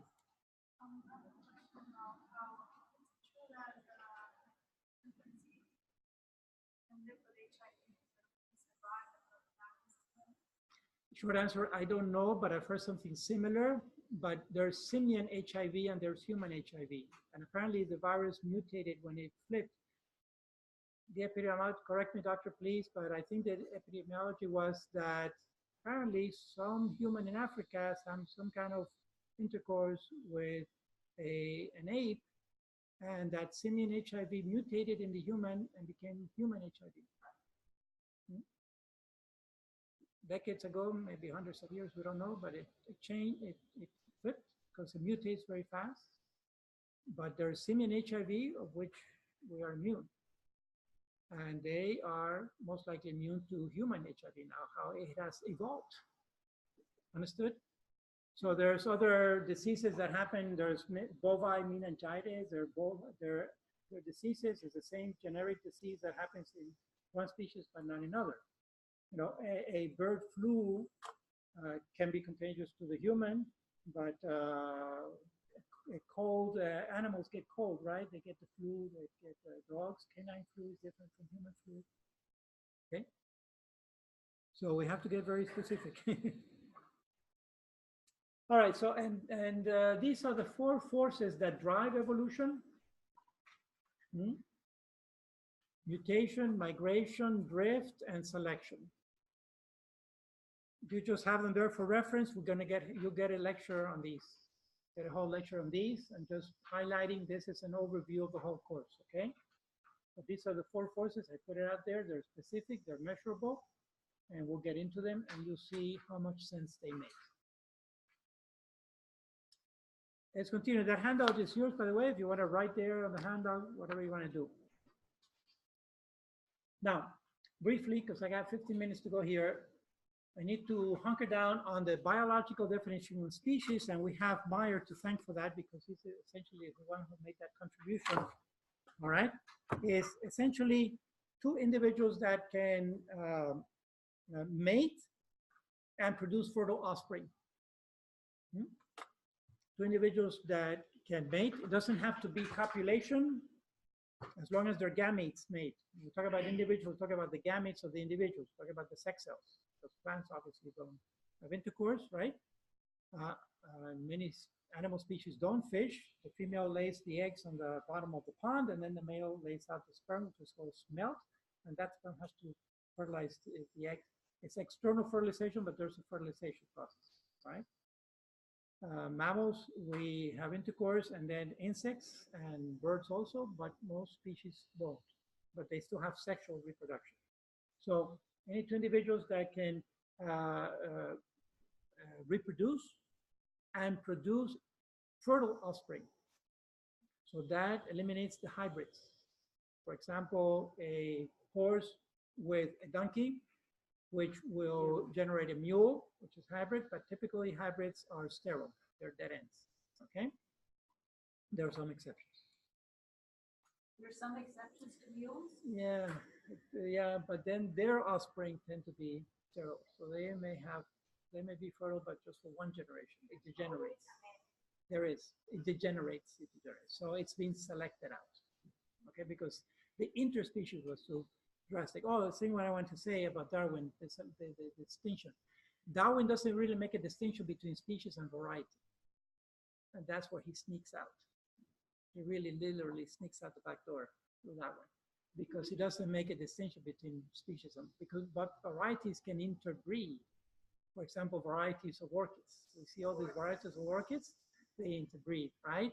But it's the same biological species. But interspecies breeding is a different story. But by blurring that distinction between variety, because he was placing emphasis on the range, on variation, and he pushed the envelope to the limit, and to the point that the envelope, actually in my mind, the envelope fell off the desk. Because when he blurred the distinction between species and variety, of course, he didn't have a concept of species back then. The human egg was not discovered until the end of the 1800s, okay? That tells you a lot on how recent the biology is, and how much we have advanced in this past century in biology. Now we know the subatomic structure of the egg. So, same group, capable of interbreeding and produce fertile offspring. So there are two requirements for the biological definition of species. And I keep emphasizing the adjective of biology because there are other definitions of species. There's an ecological definition of species, there are different other definitions of species. In psychology and sociology, you can even get into a cultural definition of species, but then that's not our realm, okay? Here we're looking at the biological definitions. In other words, organically, looking out the window, what's happening in nature, regardless whether I believe it or not, that's how it is, that's how it has been, and that's likely how it's going to continue tomorrow and the day after, objectively speaking, right? Grounded in nature, in objective fact. All right, then this has to do with population. So two key words in today's lecture: species from the biological level, and we are one of those species on Earth, approximately 2 million species that have been classified so far, right? Of the estimated 10 to 20 million species that may exist on Earth, species, distinct species, all right? We'll talk about individuals within the species. We've been classified about 2 million species between plants, animals, fungi. We'll look at the different categories. And estimated only 1 to 2% of all the species that may exist on Earth. What's Okay? only 1 or 2%? The species that have been classified, that have been discovered and classified with a scientific name, with a description. Right? Of course, the other 90% of those species are estimated to live.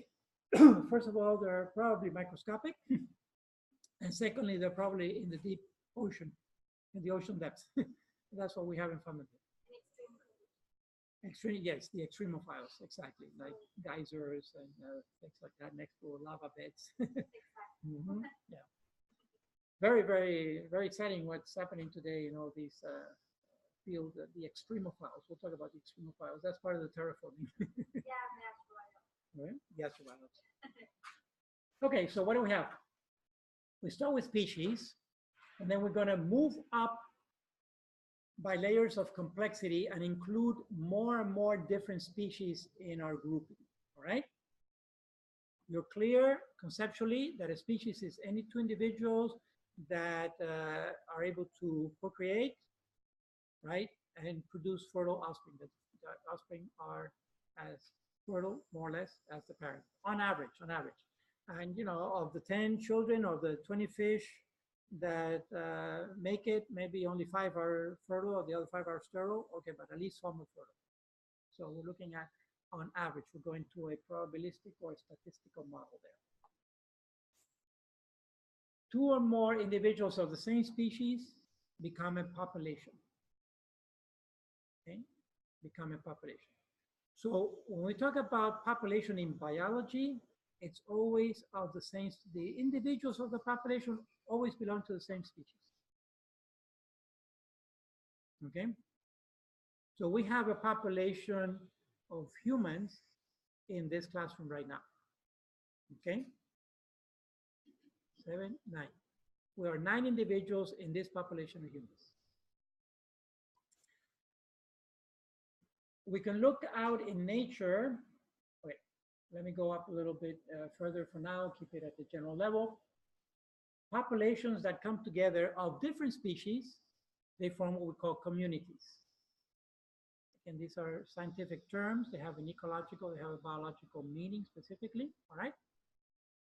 So populations of different species are communities. If we were to consider, we don't see them right now, but you assume it's logical to assume that there are bacteria in this room right now, okay? And viruses in our hair all over the place. And so if we add those bacteria and those viruses, we already have a community in this room.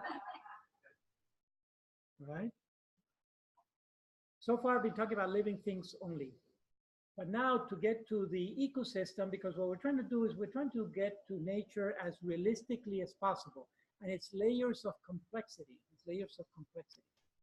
And what happens with layers of complexity is that it's like an onion, okay?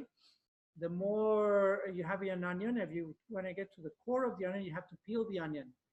And the more you peel the onion, the more you cry. And so we're going to get to this, and it's going to make us think what's going on. So we know that communities are populations of 2 or more species, right?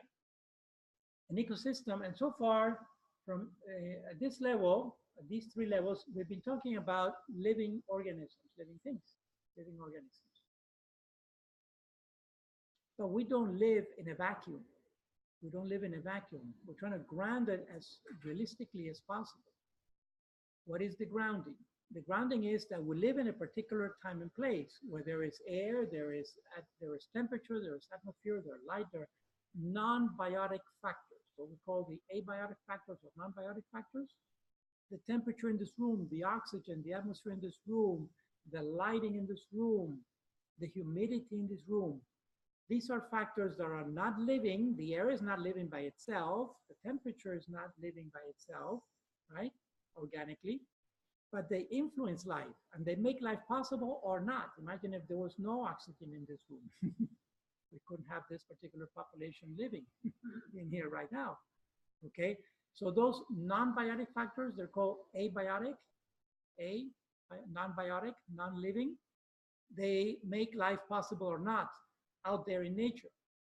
Essentially, the atmosphere, the rain, all the non-living factors, the sunlight, the rocks, the minerals, the nutrients, to take it down to the nutrient level for the plants and all that. Okay? So when we put those together with communities or communities in their place in situ, that's an ecosystem. So an ecosystem looks at this complexity of a forest. For example, the urban forest that you saw here when you drove in, that's a perfect ecosystem of Dade County / Pine. That has plants, animals, minerals in it and has an atmosphere, an environment. So that's an ecosystem. Depending on what level we take it, there are millions, probably not millions, but at least thousands of species if we go to the microscopic level. The most thing that we see is just trees, maybe 4 or 5 varieties. Then we will look at, and so an ecosystem is a relatively small area. It's a localized area, localized geographical area that has its own balance of organisms migrating in and out, but maintaining a particular set of characteristics. When we get bigger, larger geographical areas at the continental level, then we have biomes. So biomes are made up of different types of ecosystems. This is at the continental level. We look at the northern continent, for example, North America. We got basically Mexico, anything continentally, the North American plate goes from Panama to Alaska. Okay, even though politically there are many countries involved, but continentally, ecologically, you know, that's one huge biome. So we have about between 6 and 12 biomes that make up the whole world, the biosphere. 6 to 12, depending on how we classify them. Some are terrestrial, some are aquatic biomes, marine, okay? But those are huge, large geographical areas. And each one of those biomes is made up of a variety of ecosystems. It could be desert, mountain range, forest, etc. But they have more or less a particular climate, and they have a weather pattern to them. So that's also the layers of complexity, starting with the individual species, all the way out to the entire biosphere of the world. And we'll look at these in more detail when we get to the environmental course next summer. We'll devote a whole semester to environmental biology, okay? Okay, it's 4:45. Look at this diagram. I'll pick it up here next time, but this is the diagram for the scientific classification of species. Okay, scientific classification of species is the last thing that I have left to cover. But no sweat, we'll do it when we come back. This is as far as classification. So it's artificial in the sense that we are classifying animals. Again, a panda bear doesn't know it's a panda bear, but we call it panda bear, okay? So where does the panda bear fit in with the polar bear or with the brown bear? Because they're all bears, but they're different species.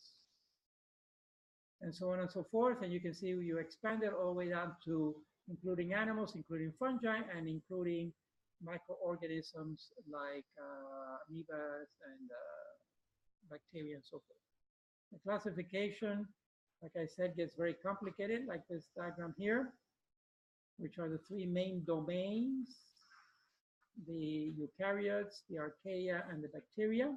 Those are the 3 main domains.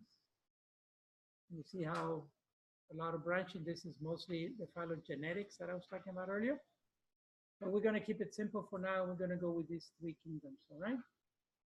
Again, just a preview. I'll pick up here when we start up next Saturday. And well, then, yeah, but then the microscopic, these are microscopic, but we need to account for it because the world is full of mostly these. Okay. I just thought you said we're gonna focus on 3. Well, no, 3 domains, sorry, 3 domains, but 5 kingdoms. So those 3 domains are subdivided into the 5 kingdoms, and here's the diagram. See, domain is bigger than kingdom, right? So the 3 domains are subdivided into 5 kingdoms. And the reason for that is on the bacteria side. So just look at it, and if you want to Google some of these words, but this is where I'll start up next Saturday. And so if we want to review this with our computer, you're going to send us a link because you have each one of our. Yes, well, I'll send you. Yeah, I'll send you this class, which will have the morning session, also the earlier session, the first part, and so forth. You're not responsible for any homework yet because it's just an overview of the program. But if I may run overtime for a couple of minutes just to explain how you're going to be evaluated, right? Because I have to come up with a grade somehow. And basically, it's about summaries. It's a weekly summary. All right. So I'm going to be asking you to do a summary of the lecture, anywhere between 2 and 4 pages. It's up to you. In other words, 1 to 2 sheets, right? This is 1 sheet, 2 pages, correct? It's 1 sheet, 2 pages. So that's page 1 and that's page 2, right? So when I say anywhere between 2 and 4 pages, I mean 1 to 2 sheets. I'm not going to read more than 4 sheets. I'm going to put the 3rd sheet away and not read it, okay? Because it's a summary of the lecture. So basically, I'm going to be asking you to summarize a 3-hour lecture into 2 to 4 pages of notes, right? Summary. That's why I give you the outline and you fill in the outline what's missing. So I pre-digested for you to basically fill the outline. To do that in a Word document, everybody has access to a computer, and you have access to internet, and you have Word or equivalent to word processing, all right? Narrow margins, I'll talk more detail about that, but I just wanted narrow margins so that you have a lot of space for the wording itself. And I'll give you an example next time how it is, how it's done. Basically, that's it. It just has your name, the date, and you email me that summary, all right? You email me that summary by Wednesday midnight, following every lecture. So for example, if this were an actual lecture, you would email me the summary of today's lecture by Wednesday midnight. At 12:01, I don't accept any more summaries. Okay, so you have 5 days to do that. By this afternoon, after I finish the lecture now, I'll download this, post it. Within a couple of hours, you'll have, on average, you have the PowerPoint available for reference if you need it. Okay, you have it up because I send the link and you have it available. And then, that stays in storage? Yes, right? So yeah, the link is there. it. You can go back in perpetuity. It's an account that I have with not Dropbox, what's the name of this thing? YouTube, thank you, YouTube. All right, it's an account there. Next week, yes, because this is an overview. I've given you a summary of the whole course. Now we'll take the course to get into it. When you're saying the whole course, you mean This course, not the program. Yeah, this one. This one. No, Not for today. no, so no summary yet. Relax. Digest the stuff that I've been dishing out, okay? Because I put out a lot of stuff in little time. Now we're going to go into detail. What I mean now, the next 9 lectures. All right, I'm probably forgetting some stuff, but that's all right. I'll email you. And we're going to start this book next week. Oh, yes, you'll start reading this. So, yes, I'll assign you. So you can start, thank you. You can start in chapter 1 of this guy. All right. You're not going to read all the chapters. You can read all the chapters if you want, but you won't be responsible for all the chapters. We'll do about 4 or 5 of them, which are the key chapters. But do start reading 1, and I'll integrate the chapter with the lecture. So that when you give me a summary, you give me a single summary, not a chapter summary and a lecture summary, because the lecture will integrate hopefully what's in the chapter. Okay, but do read it and start with chapter 1 for next Saturday. Mm-hmm. Yep. Will we ever need to use that Canvas, the portal? Let me see. Not really, no. I could transfer the YouTubes to Canvas. I just find it easier to give you the direct link, right? And keep it that way for them. Just try to keep it as simple as possible. All right, yeah. If you want to learn more about Canvas, a little awkward to navigate at first, but it's a learning curve there. What I have on Canvas is the syllabus that's available. All right.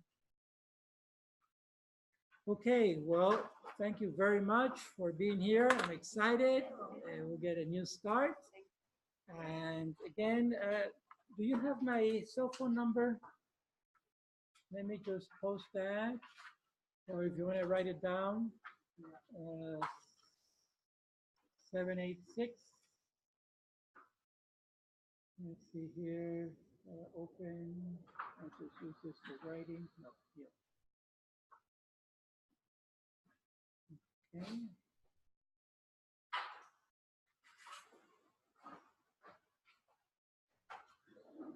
Four, 8, 9, 9, 3, 6, 9. I think most of you have it anyway from our previous communication, but feel free to call me or text me. If you text me more than 7 words, I'll email you, okay? Because I'm not one of these techies that does a 4-page summary on the text.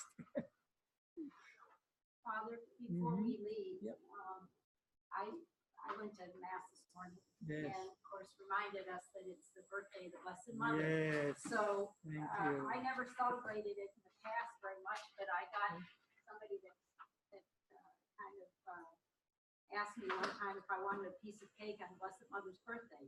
Oh, so wow. Since then, I have enjoyed that, and I didn't know how many people were in the class.